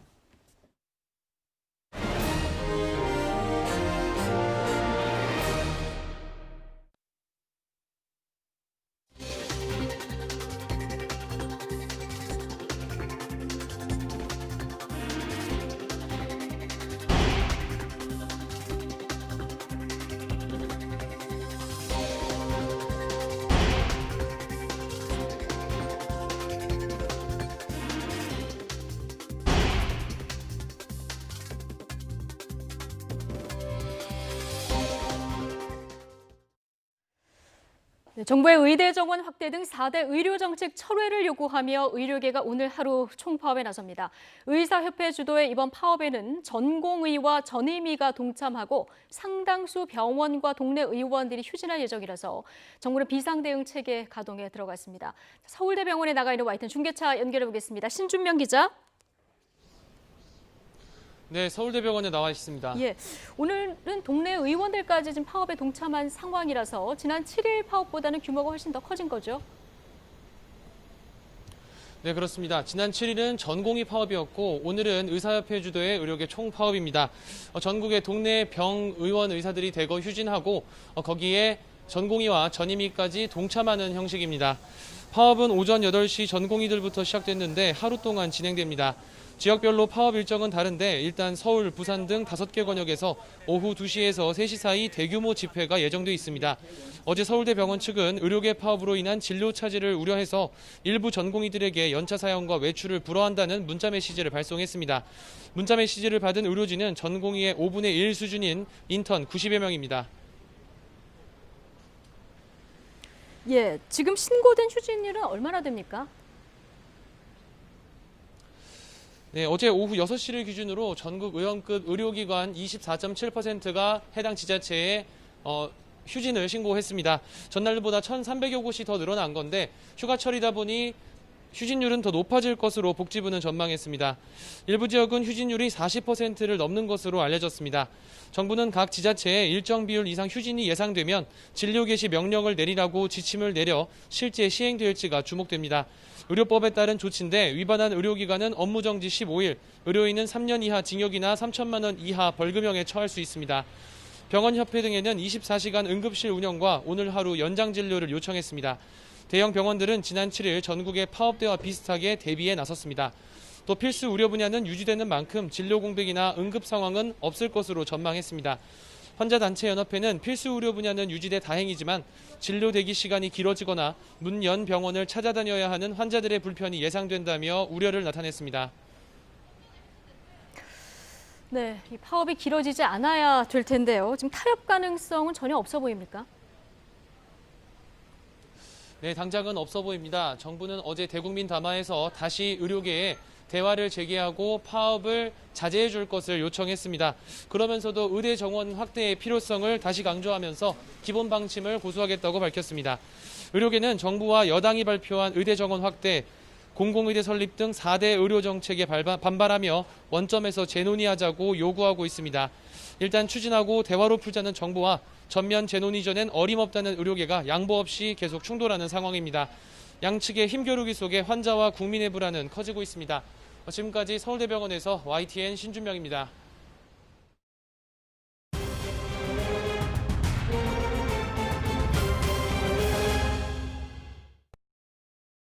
수도권을 중심으로 코로나19가 다시 빠르게 확산되고 있습니다. 어제 하루 신규 확진자 수가 100명대를 기록했습니다. 방역당국은 수도권에 한해서 현행 사회적 거리 두기 1단계를 2단계로 올리는 방안을 검토하고 있는데요. 취재기자 연결하겠습니다. 김종균 기자. 네, 사회부입니다. 예, 어제 방역당국이 일촉즉발이라는 표현을 썼는데요. 어제 하루 신규 확진자 100명을 넘어섰군요. 네, 어제 하루 신규 확진자는 103명입니다. 국내 발생은 85명으로 지난 3월 31일 이후 가장 많았고 해외 유입은 18명입니다. 누적 확진자는 모두 14,873명이 됐습니다. 일일 신규 확진자 수가 100명을 넘은 것은 지난달 25일 이후 20일 만입니다. 하지만 이때는 이라크에서 귀국한 우리 건설 근로자와 부산항 입항 러시아 선박 집단 감염에 따른 해외 유입 사례가 일시적으로 증가한 데 따른 것입니다. 지금은 교회와 시장, 학교, 패스트푸드 체인 등 곳곳에서 동시다발적으로 확진자가 발생하고 있어 심상치 않은 상황입니다. 먼저 국내 발생 상황을 보면 수도권에서 신규 확진자가 집중적으로 나오고 있습니다. 경기도에서 가장 많은 38명이 새로 감염됐고 서울은 31명, 인천은 3명이 확인됐습니다. 수도권만 72명이나 됩니다. 또 부산에서 5명, 충남 3명, 광주 2명이고 울산, 강원, 경북에서 각각 1명씩 발생했습니다. 해외 유입은 검역 단계에서 7명이 확인됐습니다. 나머지 11명은 격리 중인 지역 사회에서 감염이 확인됐습니다. 추가 사망자는 나오지 않아 누적 사망자 수는 305명을 유지했습니다. 또 완치 후 격리 해제된 사람은 46명이고 격리 중인 환자는 705명입니다. 네, 방역 당국이 사회적 거리두기 상향 조치를 지금 검토 중이라고요? 네, 방역 당국은 현재 코로나19 확산세가 심상치 않다는 판단에 따라 우선 수도권에 한해 현행 사회적 거리두기를 1단계에서 2단계로 상향 조정하는 방안을 검토하고 있습니다. 방역 당국은 그러나 아직은 2단계 상향 요건이 충족되지 않았다며 오늘과 내일 코로나19 발생 추이를 지켜봐야 한다는 입장입니다. 현 상황이 진정되지 않아 2단계로 방역 조치가 격상되면 클럽이나 유흥주점, 노래방과 같은 고위험 시설은 운영 중단 조치가 이루어집니다. 교회를 포함해 교회 식당 같은 다중이용시설은 마스크 착용, 출입 명부 작성 등 핵심 방역 조치가 의무화됩니다. 교회의 경우 현재는 고위험 시설은 아니고 중위험 시설로 분류되어 있습니다. 지금까지 사회부에서 YTN 유종길입니다. 네, 수차례 행정명령을 받고도 예배를 강행한 성북구 사랑제일교회에서 그제 처음 확진자가 발생했는데 감염이 확산하면서 17명이 됐습니다. 서울시는 교회 시설을 폐쇄했습니다. 현장에 나가 있는 취재기자 연결하겠습니다. 김경수 기자. 네, 서울 사랑제일교회 앞입니다. 예, 사랑제일교회 시청자 여러분들 많이 들어본 교회 이름인데요. 지금 교회가 코로나 때문에 폐쇄가 된 거죠? 네, 맞습니다. 지금 제가 서 있는 이곳은 이 도로를 쭉 따라 올라가면 사랑제일교회가 있는데 지금 여기 보시는 것처럼 장비 차량과 그리고 의자 그리고 이렇게 쇠 막대기로 길이 막혀 있는 상황입니다. 사랑제일교회 측이 출입을 막아놓은 상황인데요. 2주 동안 모든 모임과 예배를 중지한다라는 안내문도 찾아볼 수가 있습니다. 앞서 성북구청은 어제 이 시설 폐쇄와 집합 금지 명령서를 사랑제일교회 측에 전달을 했습니다. 시기는 8월 13일부터 별도의 통지가 있을 때까지입니다.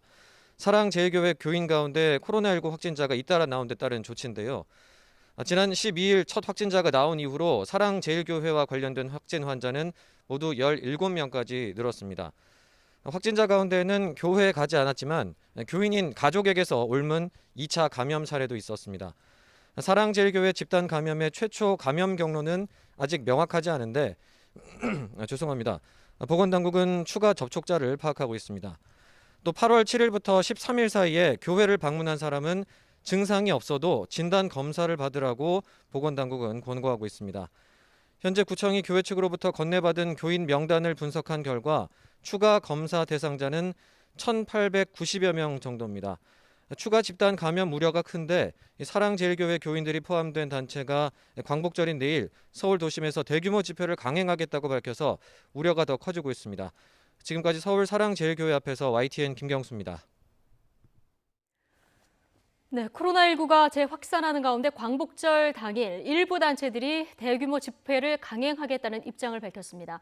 서울시가 집회금지 행정명령을 발동한 가운데 집행정지 가처분 신청도 법원에 속속 접수되고 있습니다.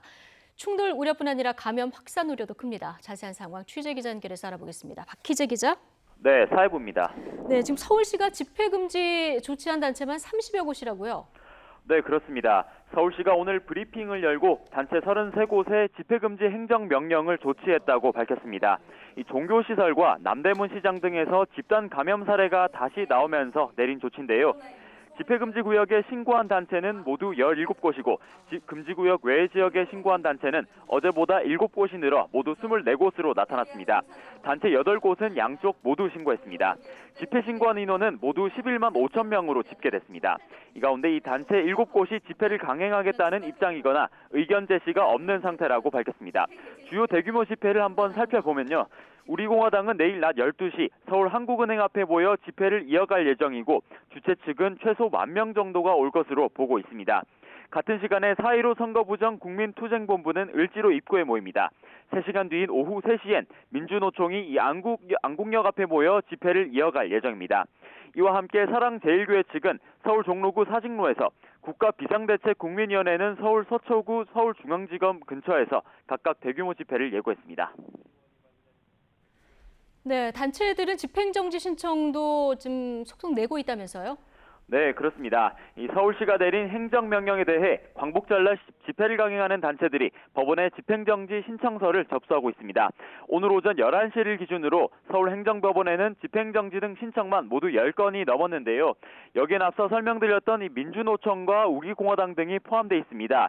이 가운데 4.15 부정선거 국민투쟁본부가 낸 신청서를 보면 서울시가 내린 행정명령이 이 헌법에 명시된 집회의 자유를 침해하는 처분이라는 내용이 담겨 있는데요. 이 감염병 위험이 있다고 해도 집회 자유를 금지하기 위해선 최소한의 범위에서 객관적 근거를 대야 한다고 주장하고 있습니다. 이 국토본 측은 서울시가 앞서 감염 우려에도 박원순 전 서울시장 장례식 등을 허용했다며 이런 결정을 이해하기 어렵다고 목소리를 높였습니다. 이에 대해 서울시와 경찰은 이번 집회로 인해 감염이 전국적으로 확산하지 않을까 우려해 강경 대응하겠다는 입장인데요. 특히 감염이 발생한 사랑제일교회 소속 신도들이 전국 각지에서 상경 집회까지 예고하고 있어 긴장감이 더 조성되고 있습니다. 이에 대해 경찰은 집회를 강행한다면 주요 집회가 있을 장소 주변에 경찰력을 최대한 많이 투입하겠다고 말했습니다. 또 서울시와 합동으로 법적 절차에 따라 현장 조치도 진행할 것이라고 말했습니다. 특히 공무원이나 경찰에 대해 공무집행 방해 행위를 한다면 현행법으로 체포하는 등 엄정 처리를 할 방침이라고 엄포를 놨는데요. 결국 내일 광복절엔 서울 시내 곳곳에서 집회하려는 단체들과 또 이를 금지하는 서울시 사이에 큰 충돌이 생기지는 않을지 우려되고 있습니다. 지금까지 사회부에서 전해드렸습니다. 네, 전해드리고 있는 것처럼 수도권을 중심으로 한 코로나19 확산세가 심상치 않습니다. 한때 잠잠했던 집단 감염이 다시 확대되는 건 아닌지 우려되는 상황입니다. 네, 일단 최근 있었던 집단 감염 사례부터 좀 살펴보겠습니다. 가장 큰 사례는 역시 패스트푸드 업체인 롯데리아발 감염을 들 수 있습니다. 지난 6일 점장 모임에서 시작된 감염으로 지금까지 10명이 넘게 확진 판정을 받았습니다. 유동인구가 많은 시장에서의 감염도 우려되는 부분이죠. 서울 남대문 시장에 이어서 동대문 패션타운 통일상가도 확진 환자가 발생했습니다. 상인 등이 확진 판정을 받아서 상가 점포 600여 곳이 지금 폐쇄됐습니다. 여기에 용인시 고등학교와 관련한 확진 사례도 있습니다. 방역당국은 지금 상황을 지난 5월에 있었던 이태원 클럽발 집단 감염 사태보다 심각하게 보고 있습니다. 단일 감염원으로 인한 연쇄 확산이 아니라 최근의 양상은 무증상, 경증 감염의 조용한 전파가 상당 기간 지역사회에 확인되지 않고 이어져 오다가 교회, 방문 판매, 직장, 시장, 학교 등의 밀접한 모임이나 장소에서 특히 서울, 경기 수도권 각지에서 동시다발적으로 발생하는 징후가 발견되고 있기 때문입니다. 네, 방역당국은 또 감염 경로를 알 수 없는 깜깜이 감염이 증가하는 점도 우려하고 있습니다. 실제로 어제 기준 감염 경로를 알 수 없는 감염자 비율은 13%가 넘습니다. 이 깜깜이 환자의 어떤 의미는 뭐냐면 우리가 어떤 시설을 방문하고 음식점이든 어떤 시설을 방문을 했을 때 나도 모르게 감염될 수 있다라는 환경이 놓여지게 됩니다. 그러니까 그 감염 경로를 파악하지 못하면서 전파가 지역사회에서 확산될 가능성이 충분히 있다. 이렇게 보시면 될 것 같아요.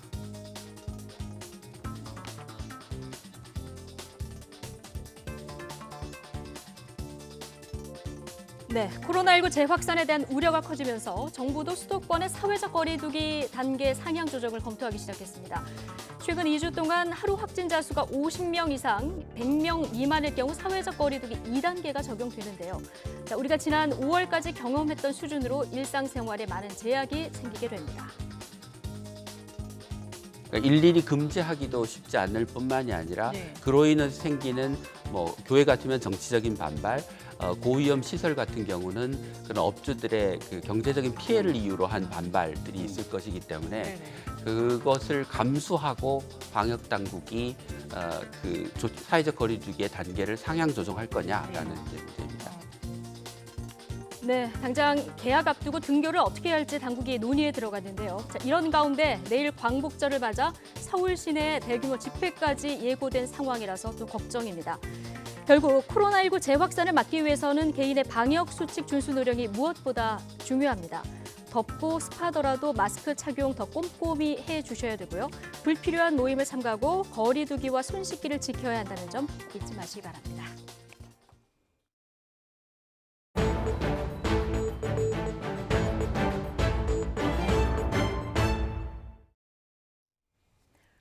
서울 아파트 전세 시장의 거침없는 상승세가 이어지고 있습니다. 지난주 서울 전세값은 59주 연속 상승 곡선을 그렸고 평균 전세가는 5억 원에 육박했습니다. 문제는 이렇게 가격이 오르고 있는데도 매물이 부족하다는 데 있는데요. 특히 올 가을 본격적인 이사철을 앞두고 전세난이 더 가중될 것으로 보입니다. 자, 취재 기자 연결해 보겠습니다. 김현우 기자. 네, 김현우입니다. 예, 전셋값 기세가 지금 꺾이지 않고 있는데요. 이번 주 서울 전셋값 지난주에 이어서 또 올랐죠? 네, 그렇습니다. 전세가 자취를 감추면서 서울 아파트 전셋값이 무려 59주 동안 한 주도 쉬지 않고 오르고 있습니다. 한국감정원 자료를 보면 이번 주 서울 아파트 전셋값은 0.14% 올랐습니다. 다만 0.17% 오른 지난주보다 상승폭은 다소 둔화했는데요. 하지만 여전히 0.1%가 넘는 상승폭을 유지했습니다. 한국감정원은 이렇게 진단했습니다. 전세 매물이 없어서 수급 불안정이 지속되고 있고 보증금을 크게 높여 불러 가격이 불안한 상태로 봤습니다. 전문가들도 대체로 비슷한 분석을 했습니다. 새 임대차법 시행으로 전세 계약 기간이 4년으로 늘어나고 갱신대 인상률이 5%로 제한되자 집 주인들이 미리 보증금을 올려받는 분위기가 만들어지면서 전셋값이 오르고 있다는 겁니다. 서울 전셋값 상승을 이끌었던 강남 4구의 오름폭은 줄었는데요. 이는 혼란스러운 임대차 규정과 계절적 비수기가 겹쳐 잠시 숨고르기 상태인데 문제는 가을 이사철이 다가오고 있어 비과세 혜택 등을 위해 집 주인들이 실거주 분위기 등과 맞물리면 상승 여력은 다시 살아날 가능성이 큽니다. 네. 그렇군요. 전세 상승장이 이어지면서 서울 평균 전세값도 역대 최고 수준을 기록했어요. 네, 그렇습니다. 서울 아파트의 평균 전세값이 5억 원 틈밑까지 올라왔습니다.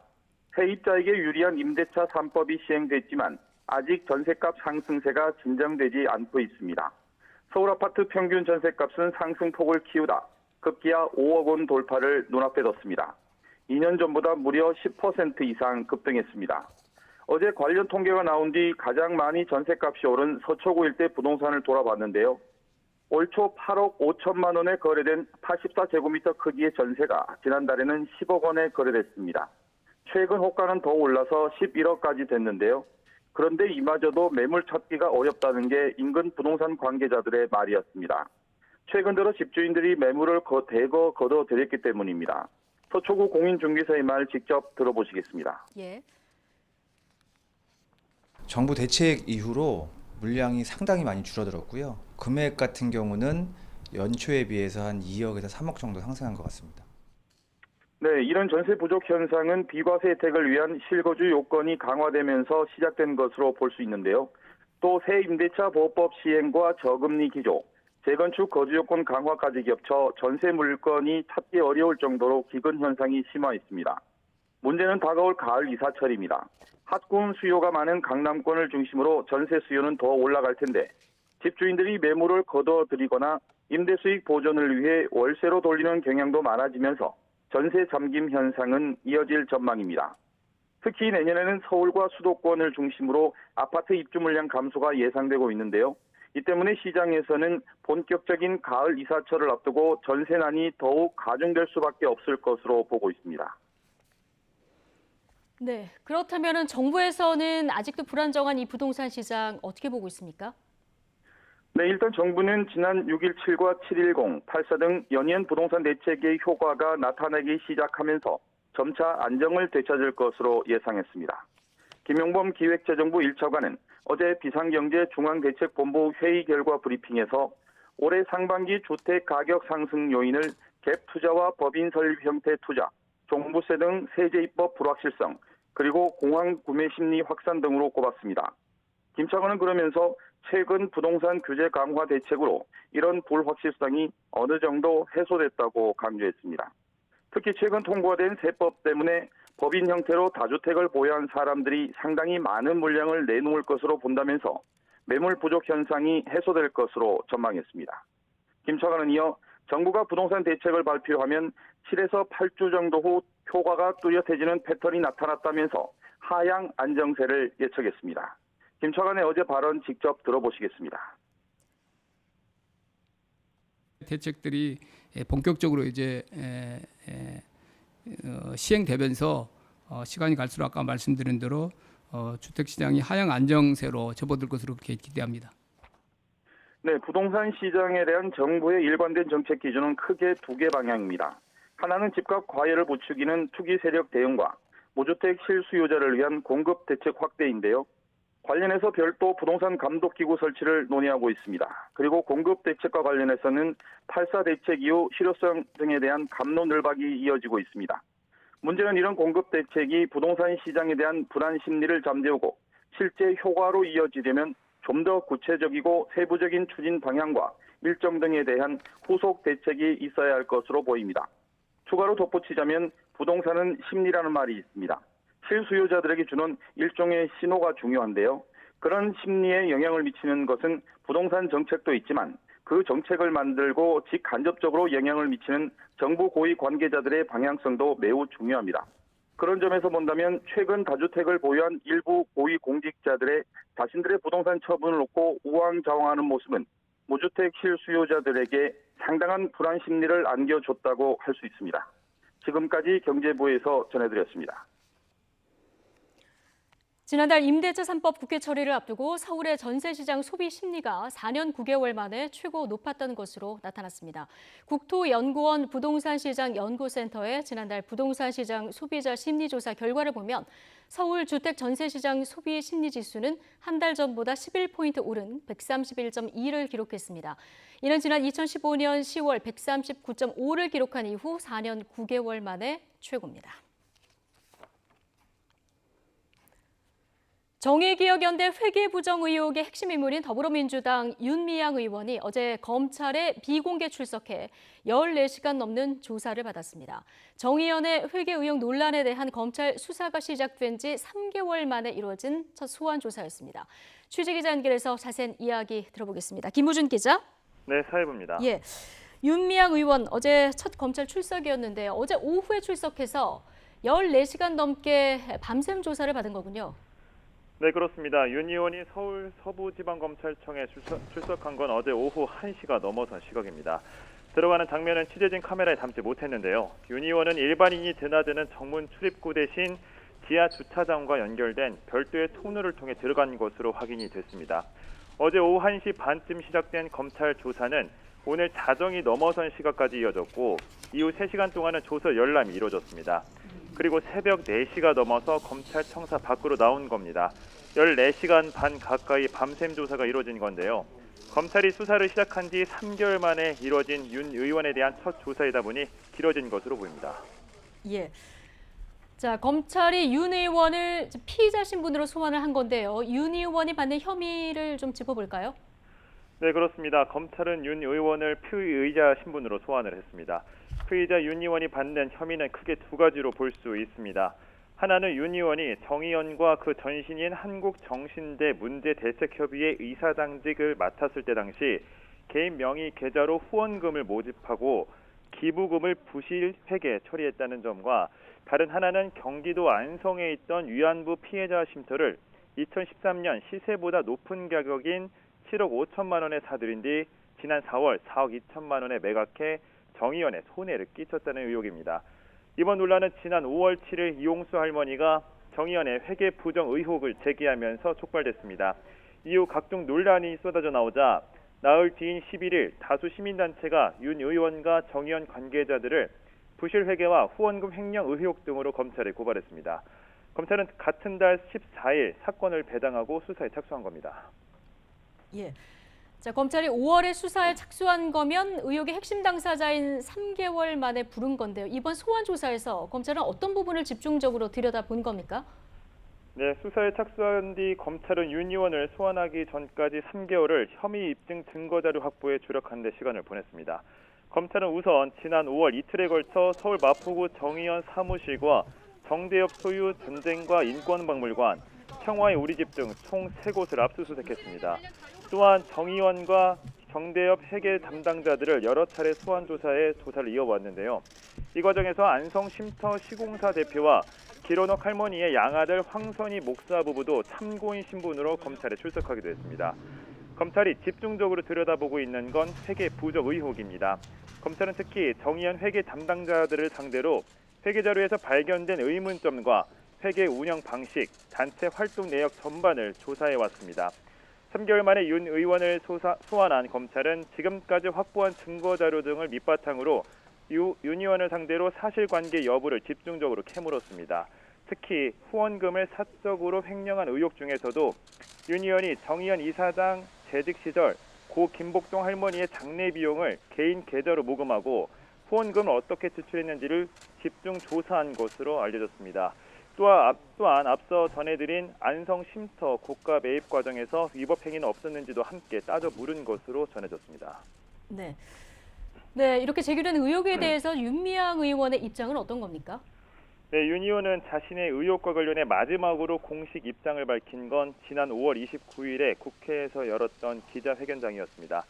당시 윤 의원은 개인 명의 계좌로 활동 비용을 모금한 사실은 일부 인정했었습니다. 개인 명의 계좌 4개로 모금이 이뤄진 사업은 9건, 총 2억 8천여만 원을 모았다고 스스로 밝혔었는데요. 개인 계좌로 받은 건 잘못된 판단이고 스스로 부끄러워진다고 말하면서도 이 돈을 사적으로 쓴 적은 없다고 선을 그었습니다. 이어 2억 8천만 원 중에 2억 3천만 원은 모금 목적에 맞게 썼고 나머지 5천만 원도 정대협 사업에 사용했다고 해명했습니다. 안성 쉼터 조성 과정에서 주택을 시세보다 비싼 값에 구매했다는 것에 대해서도 윤 의원은 오히려 9억 원짜리 매물을 7억 5천만 원에 싸게 구매한 것이라고 맞받아쳤습니다. 당시 윤 의원은 국회의원으로서 불체포 특권 뒤에 숨어 검찰 수사를 피하는 일은 없을 것이라고 강조하기도 했는데요. 당시 윤 의원의 말 직접 들어보시죠. 예. 검찰 수사 과정에서 제가 소명해야 될 것 피할 생각이 없고요. 또 제 직을 핑계로 그것을 피하고 싶은 생각도 없습니다. 윤 의원은 지난 6월 마포 쉼터 소장 손모 씨가 극단적 선택을 했을 때는 자신의 페이스북을 통해 이런 지옥의 삶을 살게 되리라고 생각도 못했다. 쉼터로 들이닥쳐 압수수색하고 죄인도 아닌데 죄인 의식을 갖게 했다며 검찰을 강도 높게 비판하기도 했었습니다. 네, 핵심 의혹 당사자인 윤미향 의원까지 소환하면서 검찰 기소 여부 판단이 임박한 게 아니냐 이런 분석도 나오는데요. 네, 그렇습니다. 핵심 인물로 지목받았던 윤 의원까지 소환하면서 사실상 검찰 수사도 마무리 단계에 접어들었다는 분석이 나옵니다. 수사가 막바지로 치달으면서 검찰은 윤 의원에 대해 사전 구속 영장을 청구하거나 불구속 기소하는 방안 등을 놓고 검토하고 있는 것으로 알려졌습니다.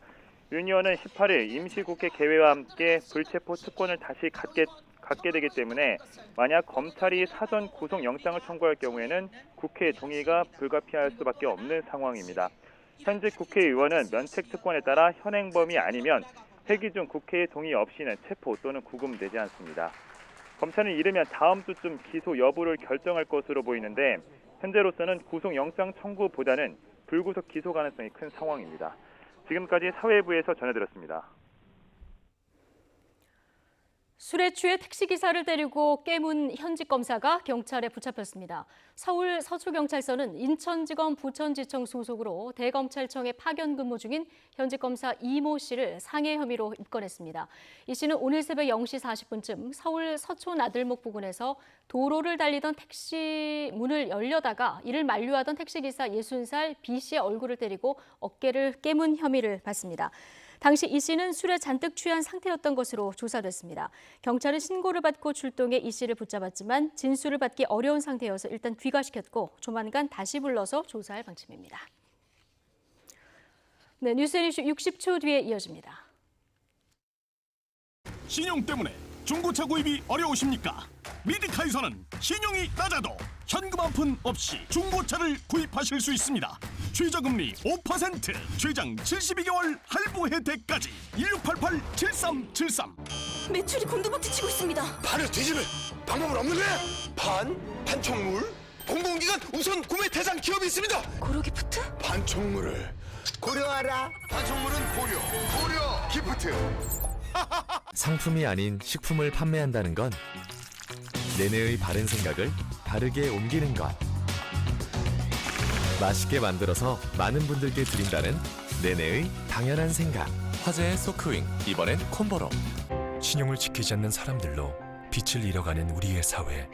고려 신용정보가 밝히겠습니다. 당신의 희망찬 미래를 위해 고려 신용정보. 역대 최장기간 통제됐던 잠수교는 모든 통행이 정상화됐습니다. 어제 밤부터 차량 통행은 가능해졌고요. 오늘 오전 잠수교의 수위가 5.5m 아래로 내려가면서 보행자 통행도 가능한 상태입니다. 하지만 오늘 저녁부터 서울 등 중서부 지방에 막바지 강한 장맛비가 예상돼 주의가 필요합니다. 수도권과 영서 지방을 중심으로 시간당 10에서 30mm 이상의 다소 강한 비가 예상되니까요. 주변 시설물 점검 철저히 해주시기 바랍니다. 레이더면부터 보겠습니다. 지금 경기 북부와 강원 북부를 중심으로 강한 비구름이 발달했습니다. 특히 강원 화천과 양구에는 시간당 10에서 20mm의 다소 강한 비가 내리고 있는데요. 경기 연천과 강원 철원의 호우특보는 오후 12시 해제가 됐지만 오늘 저녁부터 경기 남부와 강원 영서, 서울과 충청 북부를 중심으로 호우특보가 내려질 것으로 보입니다. 내일까지 수도권과 영서, 충북 북부에는 300mm 이상의 호우가 쏟아지겠고 영동과 충청 남부, 경북 북부에도 최고 80mm의 비가 오겠습니다. 이번에도 취약 시간대인 밤 사이 중서부 지방에 강한 비가 쏟아질 것으로 보이니까 대비 잘 하셔야겠습니다. 정체전선은 휴일까지 수도권과 영서 지방에 비를 뿌린 뒤 북쪽으로 물러나겠습니다. 낮 동안 충청 이남 지방은 폭염특보가 확대 강화된 가운데 찜통 더위가 기승을 부리겠습니다. 제주와 대구 36도, 대전과 광주 33도까지 올라 무척 무덥겠습니다. 또다시 폭우가 예보된 중부지방 산사태 위기경보 최고 수준인 심각 단계가 발령 중입니다. 산사태와 저지대 침수 피해가 우려되니까요. 주변 시설물 점검 철저히 해두시기 바랍니다. 지금까지 잠수교에서 YTN 박현실입니다. 네, 금요일 뉴스앤이슈 준비한 소식 여기까지고요. 잠시 뒤에는 더 뉴스가 이어집니다. 함께해 주신 여러분 고맙습니다.